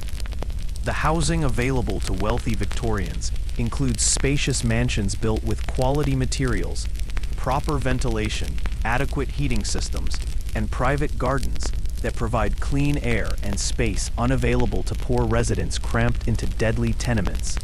Wealthy homes feature multiple rooms per person, private bathrooms with running water, and structural integrity that prevents the collapse risks facing poor residents in buildings constructed with substandard materials and techniques. Your observations of wealthy Victorian health reveal access to private physicians, quality medications, nutritious food, and clean water that create health outcomes dramatically different from those experienced by poor residents breathing poisoned air, drinking contaminated water, and eating adulterated food. Wealthy Victorians live decades longer than poor residents while enjoying better health throughout their extended lifespans through access to resources that prevent or treat conditions that kill poor people regularly. The employment situation for wealthy Victorians includes business ownership, professional occupations, and investment income that provide economic security without exposure to workplace dangers that kill poor workers daily. Wealthy Victorians earn money through activities that enhance rather than endanger their health, while poor residents trade their lives for subsistence wages in dangerous occupations that guarantee eventual death or disability. Victorian wealthy families employ servants who handle dangerous tasks like cleaning, cooking, and waste disposal, while absorbing health risks that would otherwise affect their employers, creating systems where wealth translates directly into transferring life-threatening exposures to poor people who accept dangerous work because they lack alternatives. Domestic servants die from occupational hazards, while their wealthy employers remain protected from household dangers through paid human shields. Your encounters with wealthy Victorian transportation reveal private carriages that protect passengers from street dangers, while poor residents navigate deadly traffic on foot. Horse-drawn vehicles that provide shelter from weather, while poor people face exposure to elements that kill through hypothermia and heat exhaustion, and access to safer routes through the city that avoid the most dangerous neighborhoods where poor people live and work. The food available to wealthy Victorians includes fresh, uncontaminated ingredients prepared by professional cooks in clean kitchens, while poor residents eat adulterated food prepared in contaminated conditions that spread disease and malnutrition. Wealthy Victorian diets provide adequate nutrition through quality ingredients, while poor diets consist of foods that actively damage health through contamination, adulteration, and inadequate nutritional content. Victorian wealthy medical care includes private doctors who make house calls, access to the best available treatments, and recovery environments that promote healing, while poor residents receive medical care that often proves more dangerous than their original illnesses. Wealthy patients recover from diseases that kill poor patients, while receiving medical attention that actually helps rather than harms their health outcomes. Your observations of wealthy Victorian crime experiences reveal neighborhoods protected by private security, legal systems that prioritize wealthy victims, and economic resources that provide protection from criminals who prey primarily on vulnerable poor residents. Wealthy Victorians face minimal crime risks, while poor residents navigate daily threats of violence, theft, and exploitation that wealthy residents avoid through geographic and economic insulation. The education available to wealthy Victorian children includes private tutoring, quality schools, and intellectual development opportunities that prepare them for successful adult lives, while poor children receive no education or training that might improve their survival prospects. Wealthy Victorian children learn skills that enable them to maintain their privileged status, while poor children learn only how to accept exploitation and early death.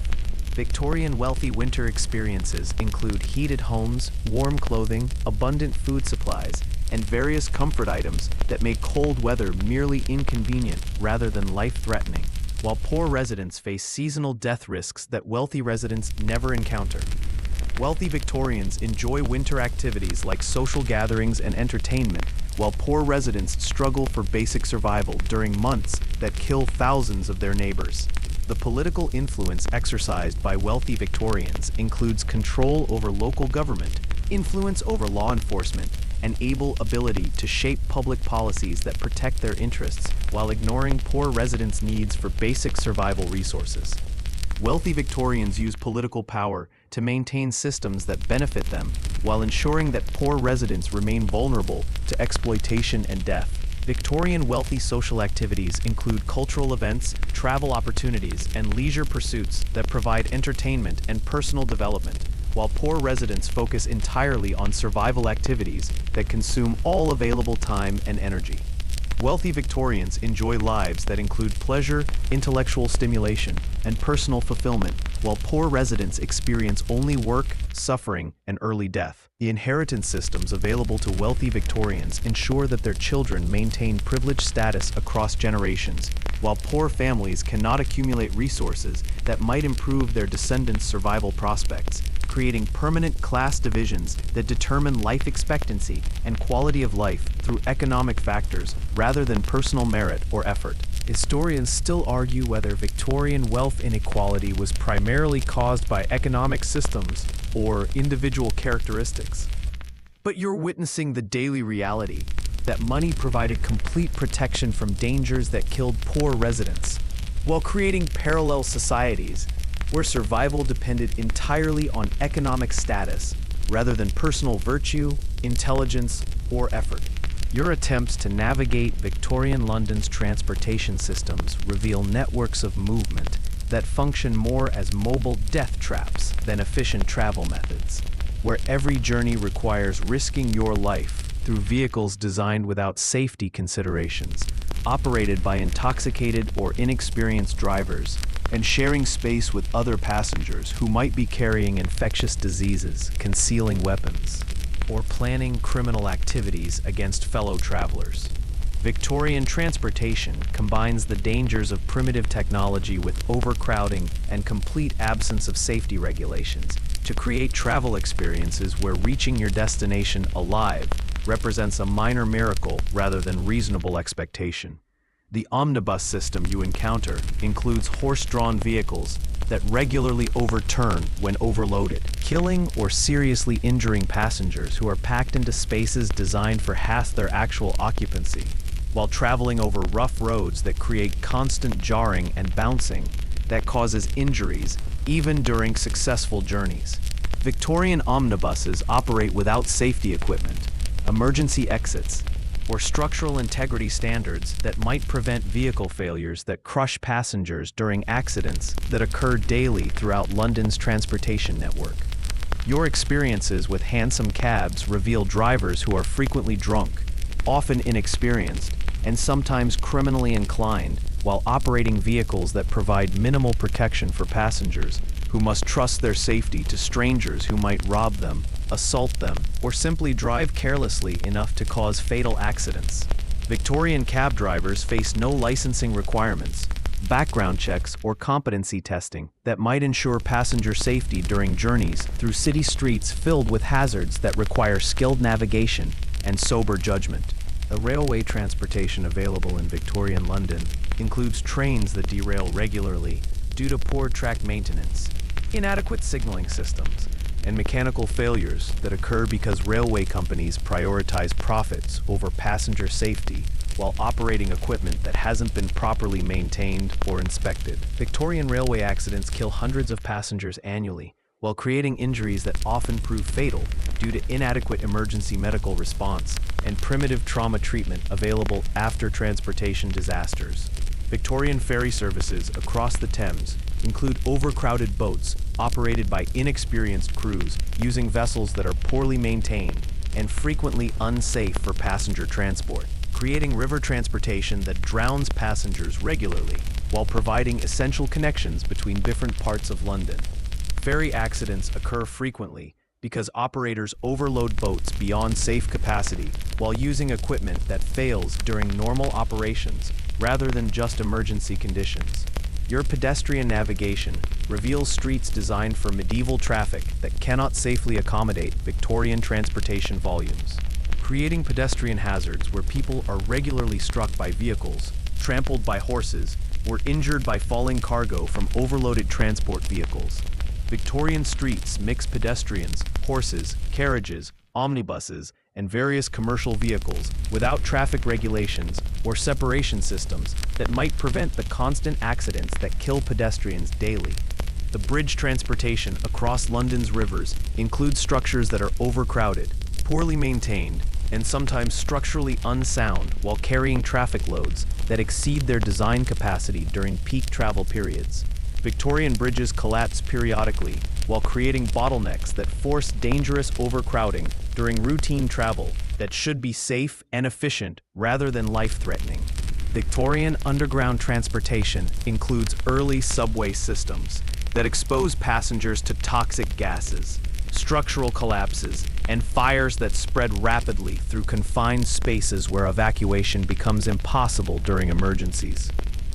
Underground transportation accidents create particularly dangerous situations because passengers cannot escape easily while facing threats that include suffocation, crushing, and burning in confined spaces beneath street level. Your encounters with commercial transportation include delivery vehicles that spill dangerous cargo, create traffic obstructions, and operate without regard for pedestrian safety, while transporting materials that might be toxic, explosive, or otherwise hazardous to public safety. Commercial transportation accidents create additional dangers through cargo spills that contaminate areas with industrial chemicals or other substances that cause health problems for anyone exposed to transportation-related environmental contamination. The animal transportation used throughout Victorian London includes horses that are overworked, underfed, and frequently collapse in streets, while creating traffic hazards and spreading diseases when their carcasses aren't removed quickly enough. Transportation animals receive inadequate care while performing heavy labor that kills them regularly, creating ongoing health and safety problems for urban residents who must navigate around dying and dead animals that obstruct transportation routes. Victorian transportation pricing creates economic barriers that force poor residents to walk long distances through dangerous areas, while wealthy residents enjoy safer, more comfortable travel options that protect them from the transportation dangers facing people who cannot afford better alternatives. Transportation inequality creates additional survival challenges for poor residents who face greater exposure to street dangers through inability to afford protected transportation. The weather-related transportation challenges in Victorian London include systems that become unusable during rain, snow, or extreme temperatures, while providing no alternative transportation options for residents who must travel regardless of weather conditions. Victorian transportation fails regularly during adverse weather, while forcing people to choose between traveling dangerously or missing work and other essential activities. Emergency transportation for medical situations includes primitive ambulance services that often arrive too late to help accident victims, while providing medical transport that might worsen injuries through rough handling and inadequate medical equipment during transport to hospitals that might not be able to treat serious trauma effectively. Historians still argue whether Victorian transportation dangers were primarily caused by technological limitations or inadequate safety regulation. But you're experiencing the daily reality that every journey in Victorian London required accepting significant risks of death or serious injury through transportation systems designed for efficiency rather than passenger safety. Your encounters with mental illness in Victorian London reveal a society where psychological distress is treated as moral failing, criminal behavior, or demonic possession, rather than medical condition deserving compassionate treatment. Creating mental health care systems that destroy patients through deliberate cruelty, while society applauds itself for protecting the public from people whose primary crime is experiencing emotional or psychological difficulties. Victorian approaches to mental health combine medieval superstition with modern institutional efficiency to create treatment methods that systematically torture patients while claiming to provide therapeutic intervention designed to restore mental wellness through suffering. The asylum system you observe includes institutions that function more like prisons than hospitals, where patients with various mental health conditions are chained, beaten, and subjected to experimental treatments that cause additional psychological trauma while providing no actual therapeutic benefit.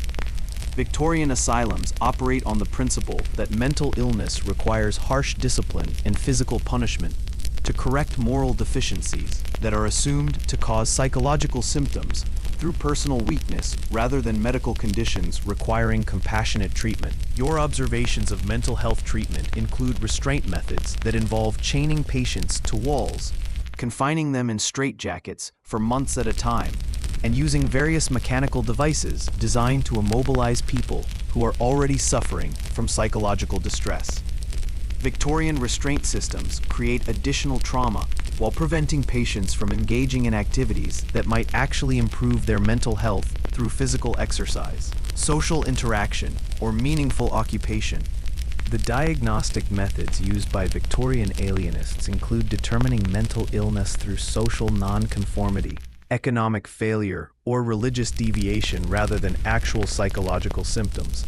Creating systems where poverty, unconventional behavior, or disagreement with authority figures can result in lifetime imprisonment in mental health facilities. Victorian mental health diagnosis serves social control functions rather than medical purposes, while labeling various forms of social deviance as mental illness requiring institutional treatment. Victorian treatments for mental illness include cold water baths designed to shock patients into sanity, spinning chairs that cause disorientation and nausea, and various forms of physical torture justified as therapeutic intervention that will cure mental problems through sufficient suffering. These treatment methods cause additional psychological trauma while providing no actual mental health benefits, creating iatrogenic conditions where treatment becomes more damaging than original mental health problems. Your encounters with family responses to mental illness reveal social attitudes that include shame, abandonment, and active participation in committing relatives to institutions where they will receive treatment that often proves fatal, while families convince themselves that institutional care represents compassionate response to mental health problems. Victorian families often commit relatives for economic reasons or social convenience, while using mental health diagnoses to justify abandoning family members who require support rather than punishment. The legal framework surrounding mental illness includes commitment procedures that require minimal evidence, while providing no protection for people who are falsely diagnosed or inappropriately institutionalized for reasons unrelated to actual mental health conditions. Victorian commitment laws allow families, employers, or authorities to institutionalize people who become inconvenient while using mental health diagnoses to justify imprisonment without trial or appeal processes. Victorian understanding of mental illness includes theories that blame psychological problems on moral weakness, sexual impropriety, excessive education, or various other social factors that require correction through punishment rather than medical treatment. These theoretical frameworks prevent development of effective mental health interventions while justifying treatment approaches that cause additional psychological damage through systematic abuse disguised as therapeutic procedure. Your observations of patient conditions in Victorian mental health facilities include malnutrition, untreated medical problems, and social isolation that create physical health problems that compound existing mental health challenges while providing no therapeutic activities that might improve psychological wellness. Mental health patients face deliberate deprivation that weakens their physical health while making psychological recovery impossible through environmental conditions that would damage the mental health of previously healthy individuals. The work therapy programs used in Victorian asylums include forced labor that exploits patient work while providing no compensation, job training, or skills development that might help patients reintegrate into society if they ever receive discharge from institutional care. Patient labor generates profits for asylum operators while creating additional forms of exploitation that treat mental health patients as slave labor rather than people deserving medical care and social support. Victorian mental health outcomes include high mortality rates from neglect, abuse, and deliberate medical experimentation, while discharge rates remain extremely low because institutional profits depend on maintaining patient populations rather than actually treating mental health conditions successfully. Mental health institutions function as lifetime imprisonment facilities rather than treatment centers while generating income through patient labor and government funding. The social stigma associated with mental illness in Victorian society includes permanent loss of civil rights, social ostracism, and economic discrimination that make community integration impossible for people who have received mental health treatment, ensuring that institutional commitment becomes permanent social exile rather than temporary medical intervention. Female mental health patients face additional dangers, including sexual abuse from staff members, inappropriate diagnoses based on gender role violations, and treatment approaches that pathologize normal female emotional responses while ignoring actual mental health problems that require medical attention rather than moral correction. Historians still argue whether Victorian mental health treatment was primarily limited by medical knowledge or corrupted by social control objectives. But you're witnessing the daily reality that mental illness in Victorian London meant facing systematic torture disguised as medical treatment, while society convinced itself that patient suffering represented necessary therapy rather than institutional abuse that destroyed lives through deliberate cruelty. Your daily exposure to Victorian London's environmental disasters reveals a city where industrial progress creates regular catastrophes that kill residents through toxic spills, explosive accidents, and various forms of pollution that transform the urban environment into a hazardous waste site disguised as human habitation. Victorian London's approach to industrial safety involves the innovative concept of letting businesses operate without environmental regulations, while residents absorb the health costs of uncontrolled industrial activity that poisons air, water, and soil while generating profits for factory owners who live far from the contamination they create. The chemical plant accidents you witness include explosions that release toxic gases into residential neighborhoods, creating chemical clouds that kill people within hours while causing long-term health problems for survivors who breathe contaminated air during industrial disasters. Victorian chemical facilities operate without safety protocols, emergency response plans, or containment systems that might prevent industrial chemicals from spreading throughout surrounding communities when accidents occur during normal operations. Your encounters with industrial waste disposal reveal factories that dump toxic materials directly into rivers, streets, and vacant lots, while creating contaminated zones that remain dangerous for years after initial pollution occurs. Victorian industrial waste includes heavy metals, organic solvents, and various chemical compounds that cause cancer, neurological damage, and reproductive problems while accumulating in soil and water supplies that serve residential areas. The gas explosion hazards throughout Victorian London include leaking gas lines that create explosive atmospheres in buildings, streets, and underground spaces, while gas companies prioritize profit over safety maintenance that might prevent explosions that kill residents without warning. Victorian gas infrastructure fails regularly due to poor construction and inadequate maintenance, while creating ongoing explosion risks that affect entire neighborhoods when gas accumulations reach ignition points. Victorian mining operations within and around London create subsidence problems that cause buildings to collapse suddenly when underground excavations weaken surface support, creating sinkholes and structural failures that kill residents while damaging property values throughout affected areas. Mining companies extract coal, clay, and other materials without regard for surface stability, while residents live above excavations that might collapse at any time. Your observations of factory fire hazards include industrial facilities that store flammable materials without fire protection, while operating equipment that creates ignition sources throughout work areas where fires spread rapidly through buildings designed without fire safety considerations. Factory fires create toxic smoke that kills people throughout surrounding neighborhoods while destroying employment opportunities for workers who depend on industrial jobs for survival.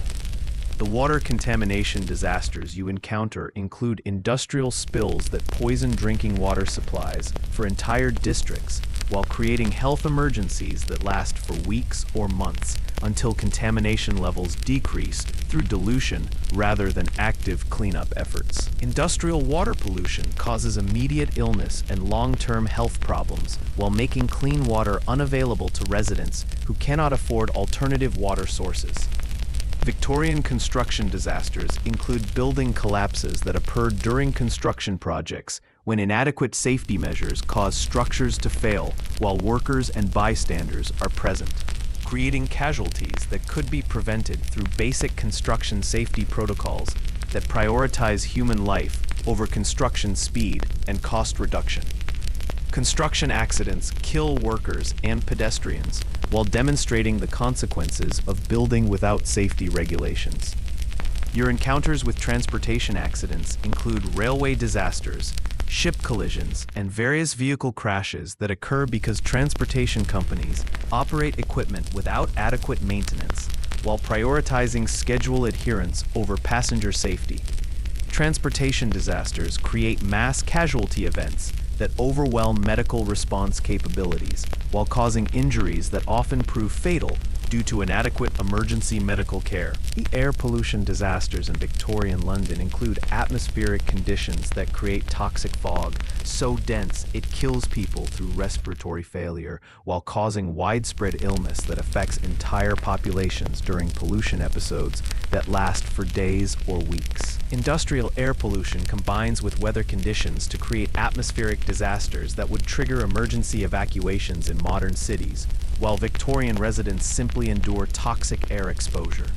Victorian waste management disasters include sewage system failures that flood neighborhoods with human waste while creating disease outbreaks that spread through communities where contaminated water affects drinking supplies, food preparation, and general sanitation. Sewage disasters create health emergencies that last for months while authorities struggle to restore waste management systems that were inadequate before disasters occurred. The noise pollution from industrial operations includes sound levels that cause hearing damage and psychological stress while creating urban environments where constant industrial noise prevents sleep, interferes with communication, and contributes to various health problems that affect residents throughout industrial districts. Victorian noise pollution represents another form of environmental assault that affects human health while receiving no regulatory attention. Emergency response to environmental disasters includes minimal capabilities for medical treatment, evacuation, or cleanup, while disasters often overwhelm available resources and create ongoing health problems that persist long after initial environmental catastrophes. Victorian emergency response focuses on restoring industrial operations rather than protecting public health, while residents face ongoing exposure to environmental hazards. The economic incentives driving environmental disasters include industrial practices that externalize environmental costs onto residential populations, while maximizing profits through operations that create ongoing health hazards for people who live near industrial facilities, but receive no compensation for environmental damage to their health and property. Historians still argue whether Victorian environmental disasters were primarily caused by technological limitations or deliberate disregard for public safety. But you're experiencing the toxic reality that industrial progress created ongoing environmental catastrophes that killed residents through pollution, accidents, and contamination that could have been prevented through regulations that society chose not to implement. Your glimpse of the emerging reform movements in Victorian London reveals the first tentative steps toward addressing the systematic horrors that have been killing residents for decades. As a small group of dedicated activists, progressive politicians, and enlightened medical professionals begin to challenge the social conditions that treat human death as an acceptable cost of economic progress. These early Victorian reforms represent hope struggling against entrenched interests that profit from maintaining deadly urban conditions, creating political battles where human survival competes with business profits, while society slowly recognizes that mass death isn't actually necessary for industrial civilization.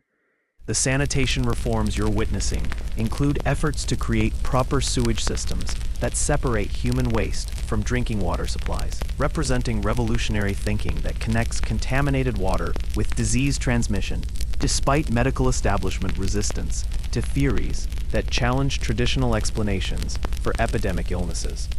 Victorian sanitation reformers face opposition from water companies that profit from selling contaminated water, property owners who resist paying for infrastructure improvements, and medical authorities who insist that diseases spread through bad air rather than contaminated water supplies. Your encounters with housing reform advocates reveal activists who document the deadly living conditions in tenements while proposing building standards that might prevent structural collapses, reduce fire hazards, and provide basic sanitation facilities that could save thousands of lives annually.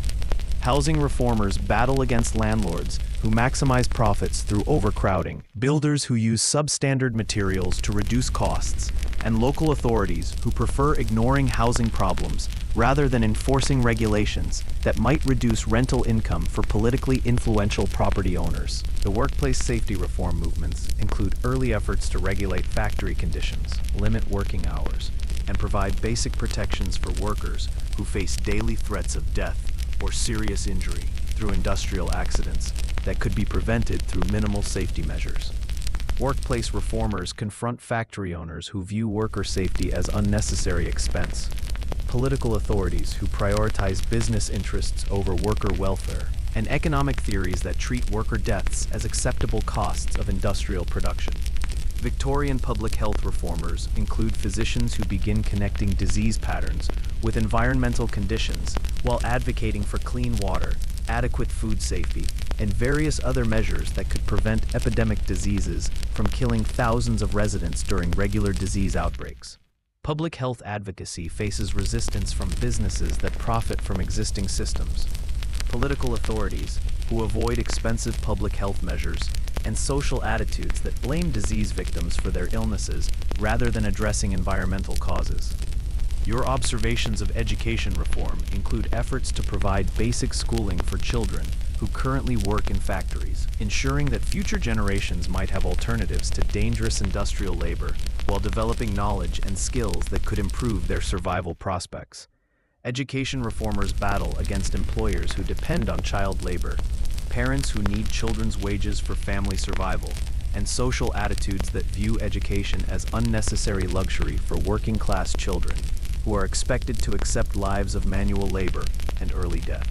The women's rights movements emerging in Victorian London include advocates who challenge legal systems that treat women as property, while proposing reforms that might provide economic independence, legal protection, and social opportunities that could improve women's survival chances in a society designed to exploit female vulnerability. Women's rights activists face opposition from men who benefit from existing gender hierarchies, religious authorities who justify female subordination through theological arguments, and social traditions that treat women's suffering as natural and inevitable. Victorian prison reform movements include activists who document the deadly conditions in correctional facilities while proposing rehabilitation approaches that might actually reduce crime, rather than simply punishing offenders through suffering that often proves fatal. Prison reformers confront authorities who view prisoner death as acceptable cost savings, social attitudes that favor revenge over rehabilitation, and political systems that benefit from maintaining large populations of disenfranchised criminals. Your encounters with child welfare advocates reveal reformers who document the systematic exploitation and abuse of children while proposing laws that might protect young people from industrial labor, sexual exploitation, and various other forms of abuse that currently operate without legal restrictions. Child welfare reformers face opposition from employers who depend on child labor, families who need children's economic contributions, and social systems that treat children as property rather than people deserving protection. The political reform movements include efforts to extend voting rights, reduce corruption, and create government systems that might actually serve public welfare rather than simply protecting wealthy interests while ignoring the survival needs of ordinary residents. Political reformers battle against established power structures that benefit from existing inequalities, wealthy interests that use political influence to protect their advantages, and social attitudes that accept political corruption as normal rather than demanding accountability from public officials. Victorian medical reform includes progressive physicians who begin advocating for hygiene, proper training, and evidence-based treatment approaches that might actually help patients rather than killing them through ignorant or dangerous medical intervention. Medical reformers face resistance from established medical authorities who defend traditional practices, medical schools that resist curriculum changes, and professional organizations that prioritize maintaining physician authority over improving patient outcomes. The charitable reform movements include organizations that move beyond temporary relief toward addressing root causes of poverty, homelessness, and various other social problems that create ongoing humanitarian crises throughout Victorian London. Charitable reformers challenge traditional approaches that blame poor people for their circumstances while proposing systematic changes that might actually prevent poverty rather than simply managing its symptoms. Historians still argue whether Victorian reform movements were primarily motivated by humanitarian concerns or economic necessity. But you're witnessing the emergence of political forces that recognize human survival as legitimate social priority rather than obstacle to economic progress, creating hope that future generations might not face the systematic death that characterizes Victorian urban life. Your final understanding of Victorian London's survival reveals why so many residents made the desperate decision to abandon the world's most advanced city in search of opportunities that might not kill them. As the combination of deadly living conditions, economic exploitation, and social systems designed to maintain inequality through systematic human sacrifice became unbearable for people who recognized that survival required either extraordinary wealth, or escape from urban environments that treated human life as renewable resource. Victorian London's ultimate lesson is that individual survival in systematically dangerous societies depends on either changing the system or removing yourself from its reach before it destroys you along with the thousands of other people it consumes annually. Your survival chances in Victorian London ultimately depend on factors largely beyond individual control, including the economic class you're born into, the neighborhood where you can afford to live, the type of work available to someone of your social status, and various random factors like disease exposure, industrial accidents, and criminal victimization that strike without regard for personal virtue or effort. Victorian survival isn't really about individual characteristics like intelligence, moral character, or hard work. It's about systematic social conditions that protect some people while destroying others through processes that are predictable, preventable, and deliberately maintained by political systems that prioritize economic efficiency over human welfare. The emigration patterns you observe include desperate families who sell everything they own to purchase passage to America, Australia, Canada, or other destinations where survival might be possible through opportunities unavailable in Victorian London's class-restricted society. Victorian emigration represents escape attempts by people who recognize that their current environment offers no realistic survival prospects, while foreign countries might provide land ownership, economic opportunities, or social mobility that remain impossible in Britain's rigid social hierarchy. Your encounters with successful survivors reveal people who manage to accumulate enough wealth to move to safer neighborhoods, start businesses that provide independence from dangerous employment, or develop skills that allow them to avoid the most deadly aspects of Victorian urban life. Successful Victorian survival almost always involves either inherited advantages or extraordinary luck combined with exceptional resilience, making survival stories inspirational but not particularly useful as general guidance for people facing systematic social problems that affect entire populations. The political changes beginning to emerge in late Victorian London include recognition that mass death rates represent policy failures rather than natural disasters, leading to government interventions that might address housing, sanitation, workplace safety, and various other survival challenges through public health measures and social reforms. Victorian political evolution toward reform represents society's slow recognition that human welfare might be compatible with economic progress if properly managed through policies that protect people rather than simply protecting property. Victorian London's international reputation as a center of civilization and progress masks the reality that most residents face living conditions worse than those in smaller, less economically developed cities that prioritize human welfare over industrial production. The contrast between Victorian London's global influence and its residents' survival challenges demonstrates how economic success and human welfare can diverge when societies prioritize wealth accumulation over population health and social stability. Your final assessment of Victorian survival strategies reveals that individual efforts to improve safety, health, or economic security provide minimal protection against systematic social problems that affect entire populations through environmental hazards, economic exploitation, and political systems that serve wealthy interests while ignoring ordinary people's basic survival needs. Victorian survival requires either systematic social change or individual escape from social systems designed to destroy most participants while concentrating benefits among small privileged populations. The technological innovations emerging in late Victorian London include improvements in transportation, communication, medicine, and various other fields that might eventually improve survival prospects for ordinary residents.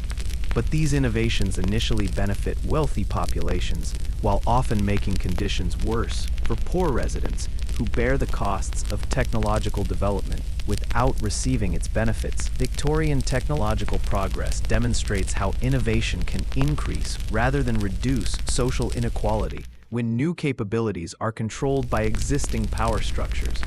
Victorian London's legacy includes both the systematic horrors that killed millions of residents and the reform movements that eventually addressed some of the worst survival challenges through political changes that recognized human welfare as legitimate social priority. The Victorian experience provides historical evidence that deadly social conditions can be changed through political action, while also demonstrating the enormous human costs of maintaining social systems that prioritize economic efficiency over human survival.